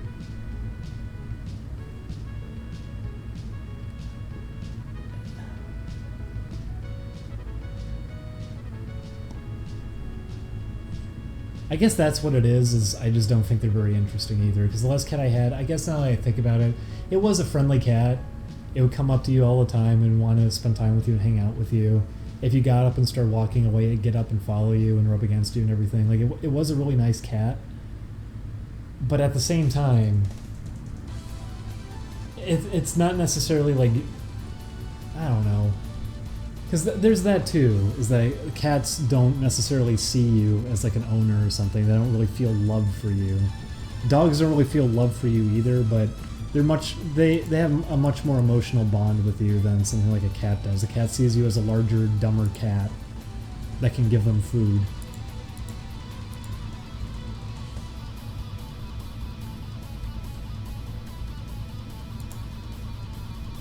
I guess I'll say that though. The last cat that I had was kind of an exception, because that was a really friendly cat. But it was very nice.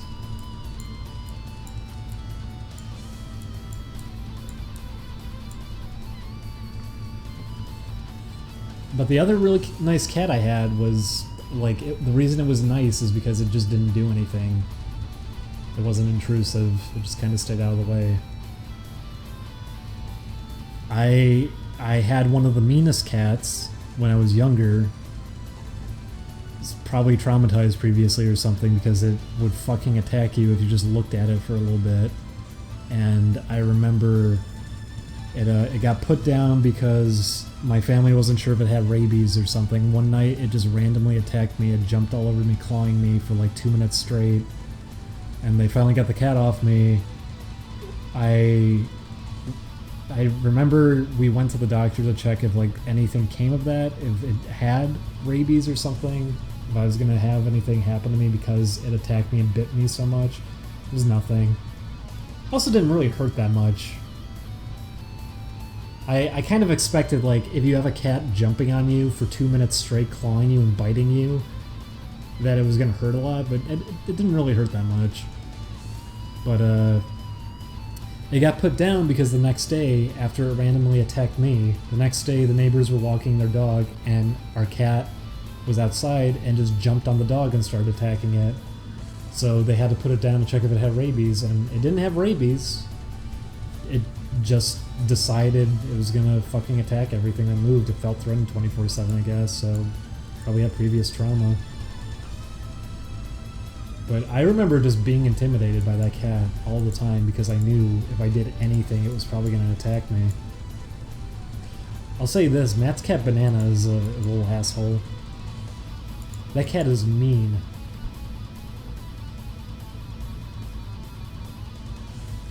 Because we took care of it during the winter, and I spent so much time with that cat too. I sat in the room with Banana for a while, and it's a really cute cat. It's really soft. It seems really friendly. It climbs on everything though. It knocks everything over. It climbs on top of everything. It kept trying to hit his camera tripod over, and after spending so much time with that cat, like by the end of the night, I was there for probably like 7 hours with Julian, and Julian was sleeping in the room with Banana, and I could just hear Banana hissing at the window, sitting there next to Julian the whole time he was asleep. So I opened the door, let Banana into the living room with me, and I just sat there with Banana for like 4 or 5 hours, and Banana finally comes up to the couch and sits right next to me, lays down, is purring, and I think like, oh, well, it finally warmed up to me.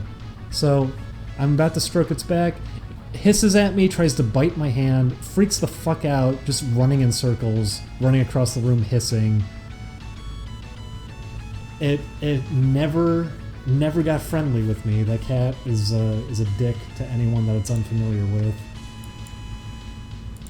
I remember it being nasty to Chris. I think it's finally warming up to Chris at least.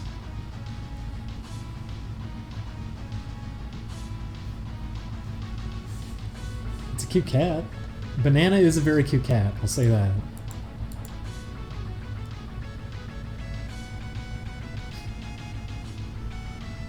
Banana is a very cute cat. It's too bad the Banana's also a complete asshole, and I don't want to be near that cat because of how mean it can get.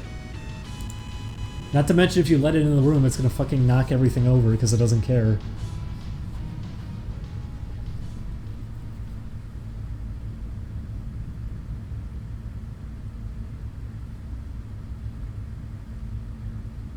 Lego is the nicest dog that I've met. Lego is a very, very nice dog. Lego likes being slapped in the face by Ryan. Lego is the nicest dog. I remember when Lego was at the office, Lego just immediately ran up to me and was just spinning around me and everything and sitting down with me. Lego's such a fucking nice dog. I hate it. I hate that I'm allergic. I really, really like Lego. Of course, I'm not allergic to Banana, who's a fucking asshole and is going to stay away from me. But Lego, who's the sweetest dog, I can't get anywhere near.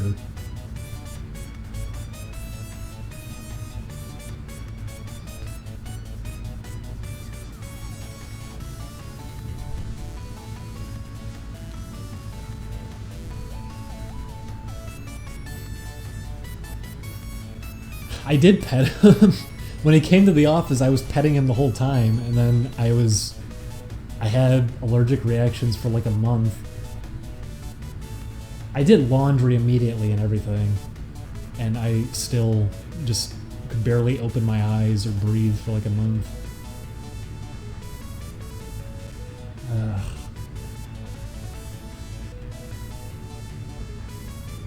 I was trying to be real careful about it. I just can't handle that dog. I don't even know what kind of dog Lego is. It's a good dog though.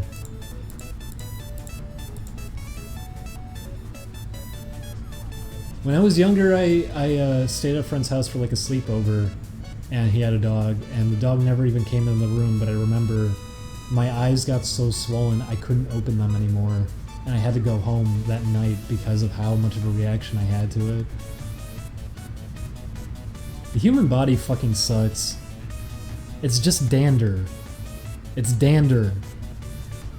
I don't think it needs to react that strongly to some dead skin coming off of an animal. I don't think it needs to completely shut everything in my body down, inflate itself, and prevent my eyes from even opening.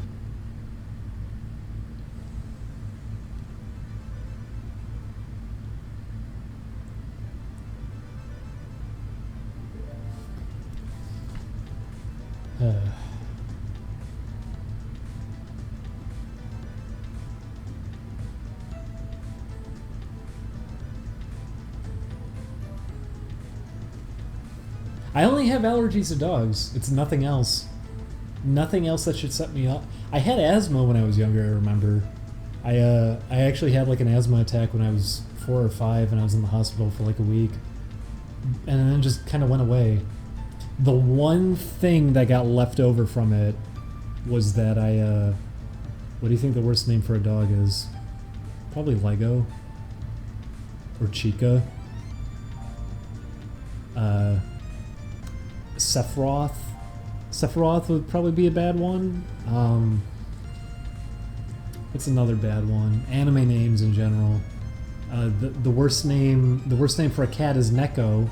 That was in My Life Me, because that's a Japanese name for that's how you say cat in Japanese.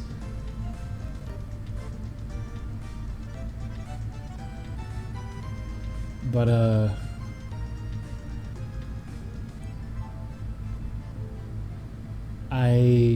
no, Lego's not that bad of a name for a dog.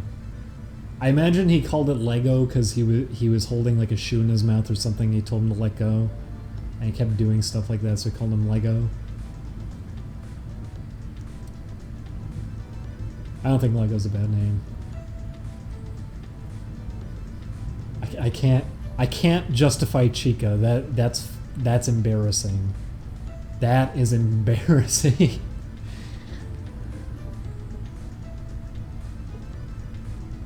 My puppy's name is Bootsy. Bootsy Goodhead? They call your dog Little Fucker. Texas Tucker. But what I was gonna say was, even though my asthma went away for the longest time when I was a kid, why is Chica bad? Because it's a fucking Five Nights at Freddy's character. You're naming your dog after a fucking Five Nights at Freddy character. Not only that, it's a stupid name anyways, and it doesn't belong to a dog. Yeah, Object Motherfucker's not bad. That's a good one. Object Ass Banger. What were the other ones? Those are decent names.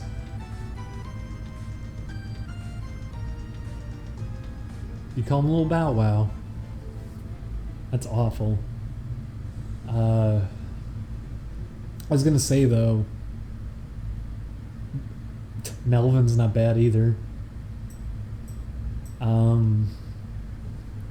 Even though my asthma went away from when I was younger, what ended up happening was like a year after I graduated, my lung fucking collapsed, and it turns out that I guess it's a common thing that happens if you ended up with asthma when you were younger. You actually can have like little air bubbles form on the outside of your lung, and any kind of just sudden pressure can make one of them burst. And that was what ended up happening, was that I guess there was like a little air pocket in my lung that ended up bursting, and it was really fucking painful. And I remember I was watching a movie with friends on a Skype call, and that happened, and I just said in the middle of it, like, okay, I can barely breathe. This really fucking hurts. I don't know what this is. I'm going to the hospital. This is really bad. And I went, and they looked at it. They didn't know what it was. And after like a day, they showed me an x-ray and said, see that huge black dot there? Your lung just collapsed. You had an air pocket in your lung, and it just bursted, and your lung got ruptured by it. And the reason that your neck hurts is because there's air that came out of your lung that hit your neck directly. So we're going to have to do tests now to see if your throat ended up punctured by that, if you're going to even be able to swallow anything, or if that's going to spill out. So they did all these tests and everything. I was in the hospital for like 2 weeks. I had to make sure my lung itself managed to heal on its own. Otherwise I was going to have surgery. But ended up healing, ended up fine. It was really, really painful though. It was miserable putting up with that. And I remember just being terrified from that point on if it was ever going to happen again. It's never happened again, thankfully. But I've had points where it's felt almost that painful again, and I always get paranoid, like, did it happen again? It was scarier because just prior to that, when I graduated high school, I actually fainted before I went in for graduation, and I still don't know why I did. I think it was the heat. It wasn't actually stress, because I wasn't stressed in any way or anything. I think it was just the heat. But I was getting lightheaded in general for the past few days before graduation, and as I was just standing there waiting, it was really bizarre. I've never fainted again, but it was the worst experience because I wasn't sure if I was just like, am I dying? Is that what's happening? What is this? Because I felt really lightheaded, and I wanted to sit down, so I was trying to walk over to a corner. And as I was lightheaded trying to walk to the corner, I had like an aura around my vision, and I was just, everything looked like, I don't know how to really describe it, but basically like if you just woke up or something, where it kind of looks like everything has kind of a glow around it. You see little sparkles and glitter around everything. You can't really see anything too clearly. That was building up until eventually, that was just it. My vision was gone. I couldn't see anymore. So I was blindly trying to walk over to a corner to sit down, and as I was doing that, my ears started ringing, and then just with a big pop, I couldn't hear anymore. So I couldn't see, I couldn't hear, I was lightheaded. I didn't know what the fuck was going on, and I ended up just sitting down in the corner as that was happening. I managed to get over to the corner, I sat down, and just sunk my head, and that was... Like a second later, I'm conscious again, I'm fine, and all these people are surrounding me like, are you alright? You just fainted. And they had an ambulance ready and everything. I didn't even know how long I was out, which is the part that freaks me out. I don't know why it happened. It was really terrifying having it happen, and I didn't know how long I was out, and nobody could tell me how long I was out, so I was really intimidated. Because it's like, was I out for a long time? Did this happen for like an hour, and it felt like only a second passed? It was really, really crazy, and I'm glad I've never fainted again. But that was fucking terrifying, because that's what it was like. It wasn't just an immediate thing. It was slow. Having your senses go out one by one, it's fucking scary.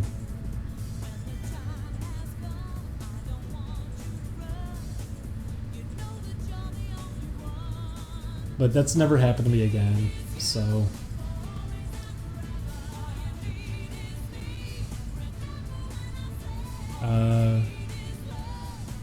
trying to think of anything else.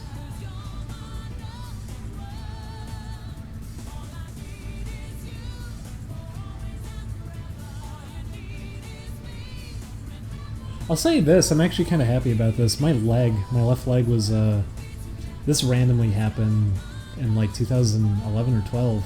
My left leg would be in pain if I ever laid down, and it was behind my knee. I didn't know what it was for the longest time, and even when I came out here, I still had it happening to me, but lately it hasn't been happening anymore. I'd be happy if that went away. Although I know Julian has a lot of issues with that now too. The best part about getting older is that everything that you used to eat a lot of makes you feel really sick.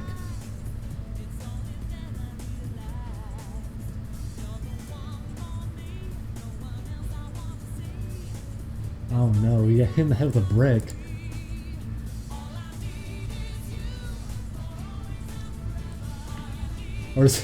Or is that a reference? No, I don't think that ever went up as a video.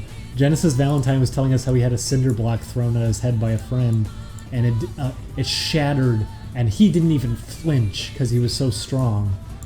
And then he said how he got his friend back by throwing him against a wall. I remember he said, and he broke his arm, and he said, well, my friend understood. He should not mess with my power.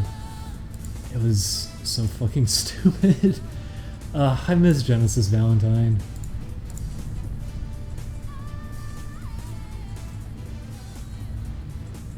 And he kept changing his story too. He kept saying how he broke his arm, and they said, well, I broke his finger. And then we said, you just said it was his arm. It was his arm or his fingers. And he would just go he would do that every time. If you ever called him out, he would just go silent and would pretend that what just got said didn't happen. I miss him. He was a lot of fun.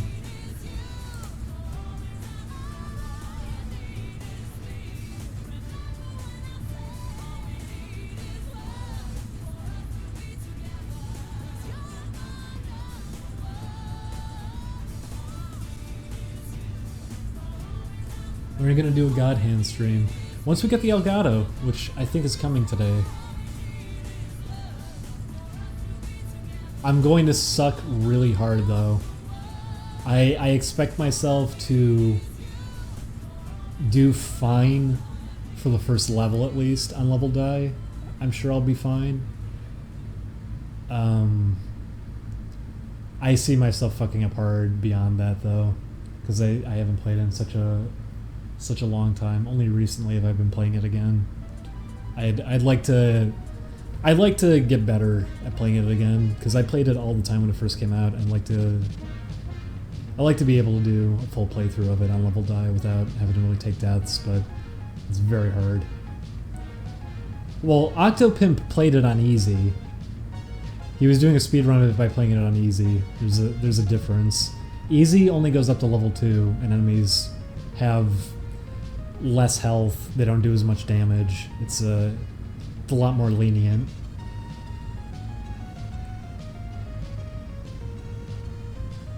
I don't think demons appear, do they, on level 2? Is it level 3 or higher? No, they appear on level 2. But yeah, he played it on easy. That's why he was able to wreck shit. Like if I played it on easy, I'd be just fine. Level 2 is way too easy in God Hand. Level 3 is really easy. Level 1 through 3 in God Hand is, for the most part, very easy. Level die, everything just jumps up, and if you even make a slight mistake, you're gonna get fucked up really hard for it. But no, he was fine at it. But that's why he was able to blow through it so easily. It's because it was on easy. That's how a lot of people do speedruns of it. They play through it on easy. But yeah, he had a, outside of the first death he took, he had a pretty good run of it.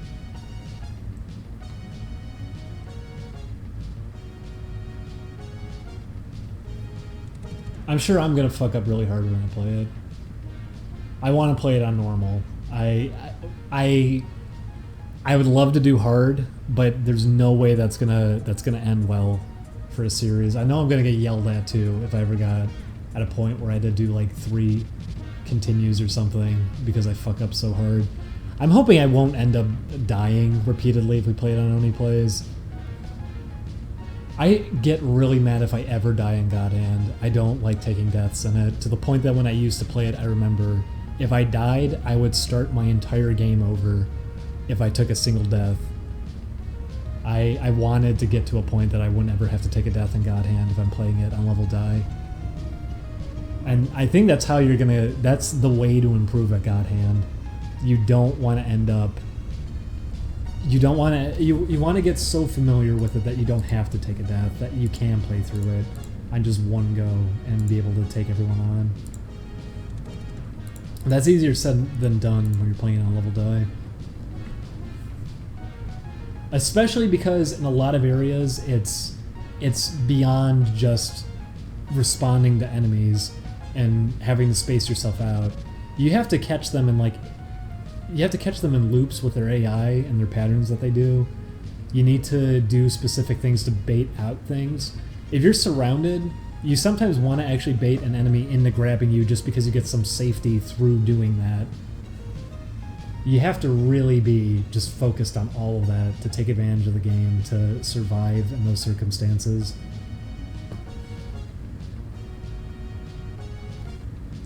Yeah, I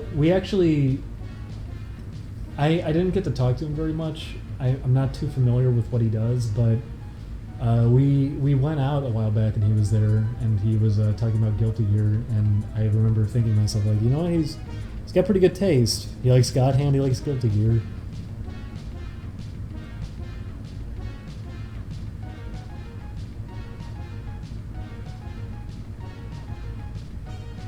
Yeah, it did. It rained yesterday. It got pretty cold.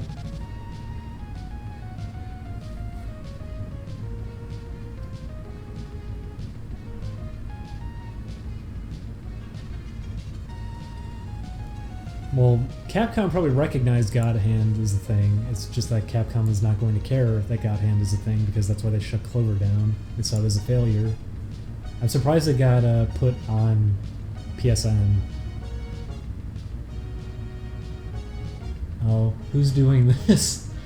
So someone linked me a 3D render of a thing for tomorrow. I really gotta hand it to anyone who's gonna sink that kind of dedication into a joke.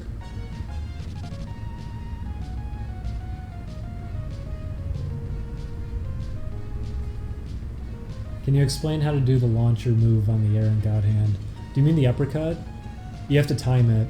If you launch an enemy in the air, there's a certain point in the air that if you go in to do that move a second time, it'll actually let you do an uppercut. And you can chain it into another one too. It's just that you have to time it just right. It's a very specific thing. It can be annoying doing it because the camera sometimes won't follow the enemy. You just have to know where they're positioned to do it.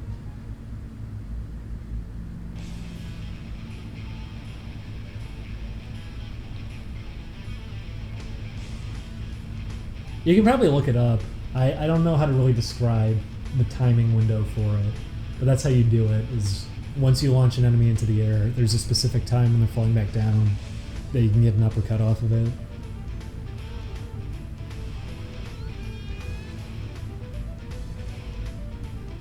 It does good damage, that's why you want to follow up with it. Not to mention you can hit enemies away with it too.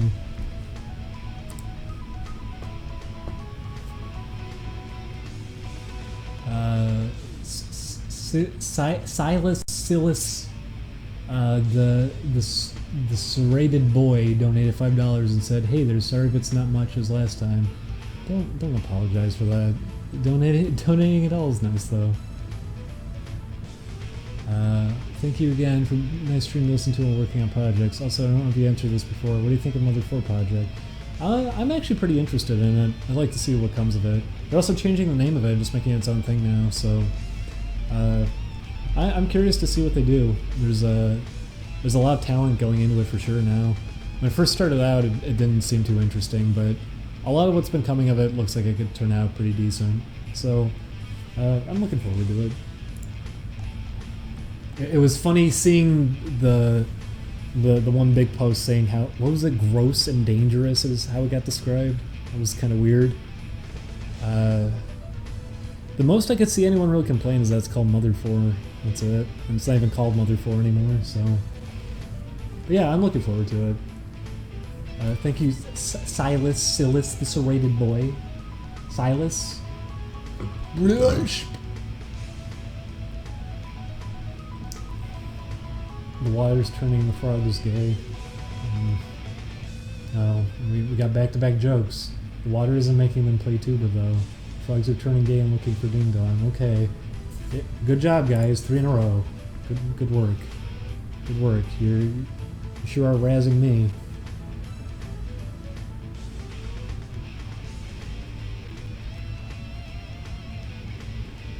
Thank you, the Pain Cake. Oh, Pain Cake. For $3, saying, I'm in a great mood right now. Mostly thanks to you. So I have another $3. Was it when I said I almost died? I'll get there, don't worry. We'll figure it out.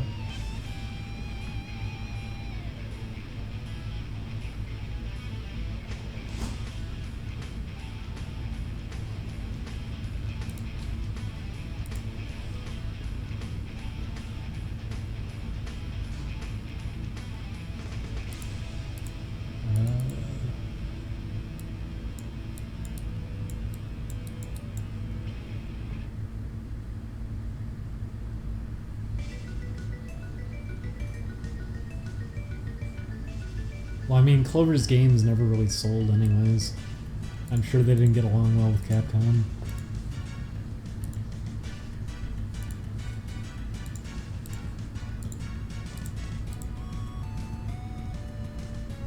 I'm struggling with pixel art at the moment. Can you share some tips? What kind of tips?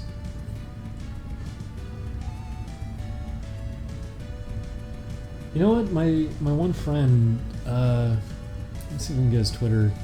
He has a guide he's been doing for pixel art. I could show it to you. He actually has really good tips on it because typically when I see guides for pixel art online, they don't really go into it too well, but he actually had really useful advice in there and was good at being concise about it.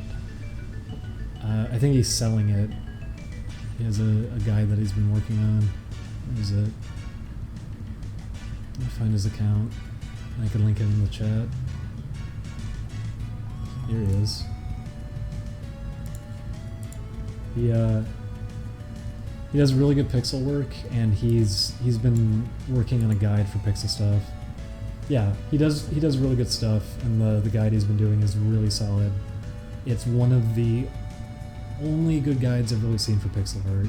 He's contacted a lot of other people too to lend advice on it. So if you can find his guide for it, there's really good stuff there if you're trying to pick up on fundamentals for pixel art.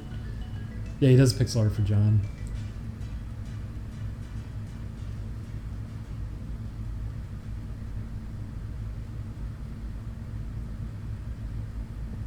But you could, if you want to just like send me what you're working on, I could probably look at it or something. I don't know if you'd want that though. I remember one of my friends got really mad at me way back because he said he was dabbling with pixel stuff, and he sent me a thing he was working on, and I remember I cleaned up some of the stuff on it and sent it back and said like, you had some pillow shading on this area, and I tried to clean that up. You also should avoid using like 45-degree angles if you're trying to convey a curve.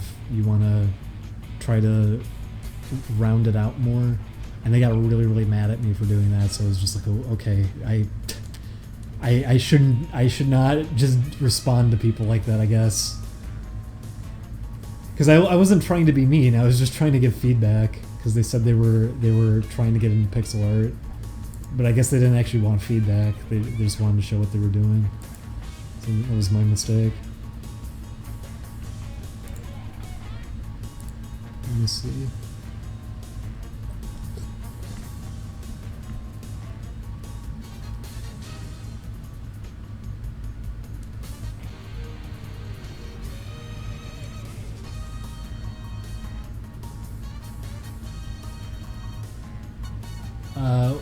So what with it did you want to get some like feedback on? I'll say this: it's very clear that you flipped it in the middle, especially because the little patterns you got going there align in a certain way that it reads as just being flipped to be symmetrical.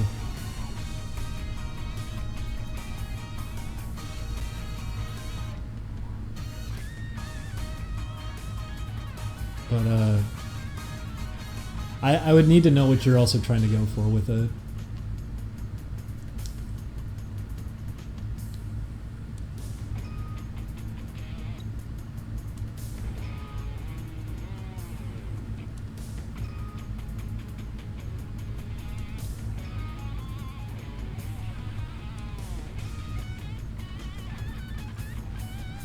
People consider Anarchy Reigns a sequel. I don't really see it as one. I see it as kind of a spin-off.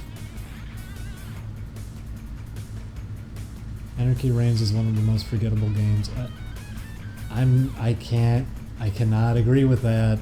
Anarchy Reigns is very memorable to me. Not for the single player, because the single player was not the point of that game. The multiplayer experience in that game I'm never going to forget. I had such a good time playing that game online. I loved playing Anarchy Reigns online. That was the whole point of the game too. The curves are killing me. Well, a good thing you can do is just do a rough sketch of how you kind of want it to look naturally. And then from there, if you're using Paint, Paint actually has like the curved line tool. You can just use that for a little bit of practice of getting used to doing curves and everything. But basically, when you're drawing curved shapes with pixel art, you need to kind of see it as a pattern that you're doing. So it's like, okay, here I can even do it on screen right now. To make a curved shape, you would go like, okay. First I'll start with 4 pixels here, then go down to 3 pixels, then 2 pixels, then 1, then you go a little bit inconsistent for a bit. Things like that. You wanna go like that, and you steepen it or loosen it based on how sharp of a curve you want to do. But you need to recognize it kind of like that it's a pattern that you're doing. And you want to stay consistent with the pattern, because that's how you get a clear, clean looking curve done with it.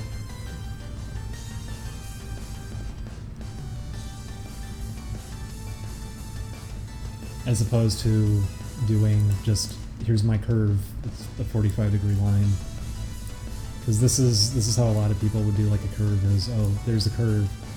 And that can work, but you can do more with it. I was about to start doing it, but you can do more with that to make it look like a proper curve, as opposed to, here's a line that's facing this angle, now here's the line facing this angle, now here's the line facing this angle. That's what a lot of people will sometimes fall into, is that they just draw a few lines that are facing angles, so it doesn't actually give a defined shape.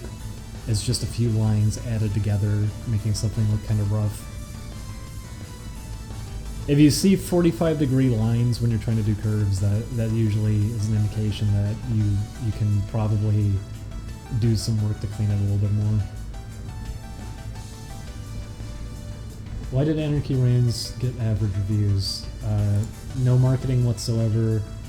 Budget title, was focused on multiplayer, which a lot of people weren't reviewing it for.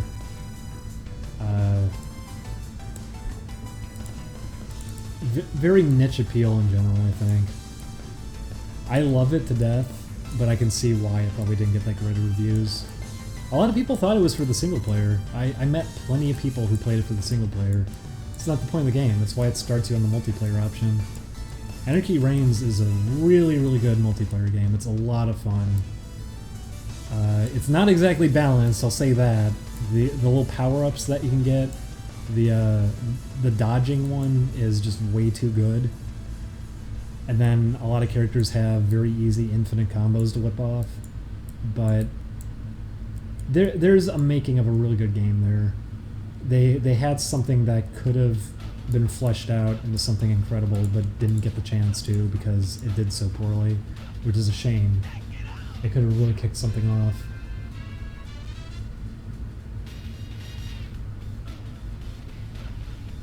Did Bippy's tail explode? No, if you watch the little preview, is that his tail kind of pops out when he does that. Yeah, this is the USA team. They're the best team from King of Fighters, and we're never going to see them again.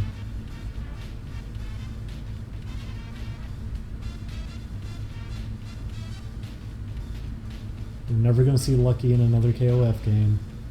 Never going to see Brian. Never going to see Heavy D.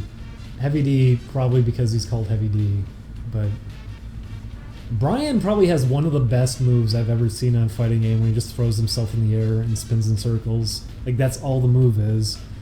And it's always really fun using it because you can super jump and do it and just go off screen with it.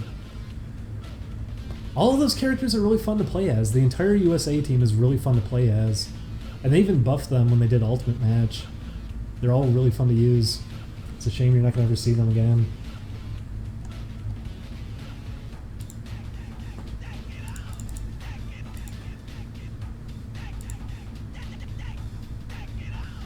Yeah, it just knocks people down. I mean, you could just do a really short jump into it even. It's a great move for that.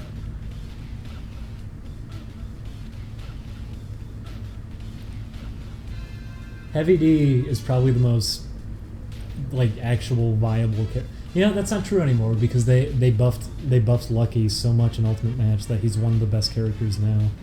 But Heavy D was like the only one who was really viable from that group before, and he's really fun to use because he has a lot there for him in terms of tools and everything, and it's fun just popping off combos with him because he has a lot to work with. He's very quick. He's a really enjoyable character. All of them are. They're all a lot of fun. Yeah, no one really knows how to react to Brian, which is kind of weird. He's not that great of a character, but it always throws people for a loop if you end up using him. The nice thing about KOF 98, though, is that even bad characters in it you can probably get some use out of. 98 is actually structured pretty well as a game. It's pretty sound fundamentally.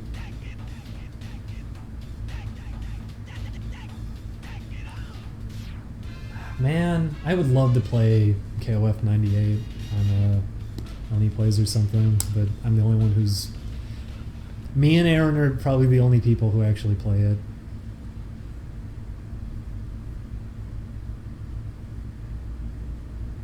Isn't Lucky bottom tier? No. He was bottom tier in 98. He moved up a lot with Ultimate Match.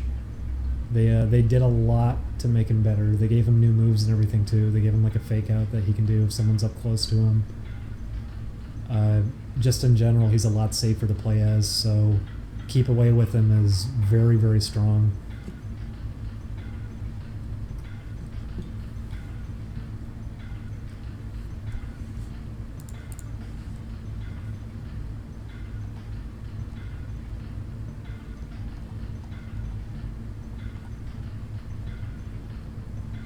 I wish we could do something like that. I wish we could do fighting games, but I'm completely alone on that one.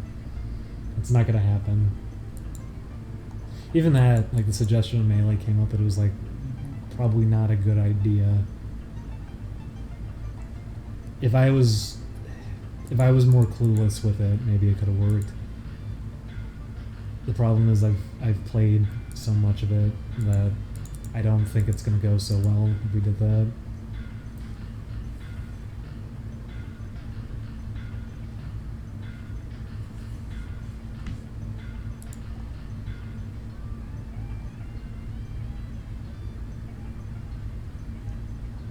I've only seen Aaron play against people who don't even know how to quarter circle for it. Well, what I'll say is, because I only played KOF 98 with him, I think it's probably because other fighting games he was playing that he's just not too familiar with, but KOF 98, he remembered everything. He was linking normals into command normals and special moves and everything. He remembered more than I did. He picked the Akari team and he used Ralph, and I completely forgot that if you go into the, what is it even called, the little hyper mode you can put yourself into, I forgot that if you do that and you do that one move with him, it just penetrates everything and fucking decimates you if you get hit by it. I forgot about that completely.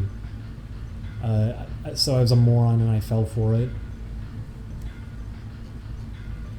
He remembered a lot more than I did, but it was still close. I think we kind of went 50-50. I think I won one more than he did, but that's whenever I was using the USA team, because who do I use in 98? I really like the USA team. If I'm not going to be using Joe characters, I like Mature a lot. I like Chizuru. She's one of my favorites, and I fucking hate that she's not in any more games. She is so much fun to use. It's such a fun idea for a character. Throwing out little projections of yourself and being able to swap places with them. Oh, did the stream go down?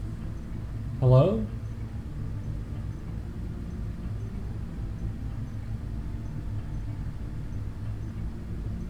Stream's dying.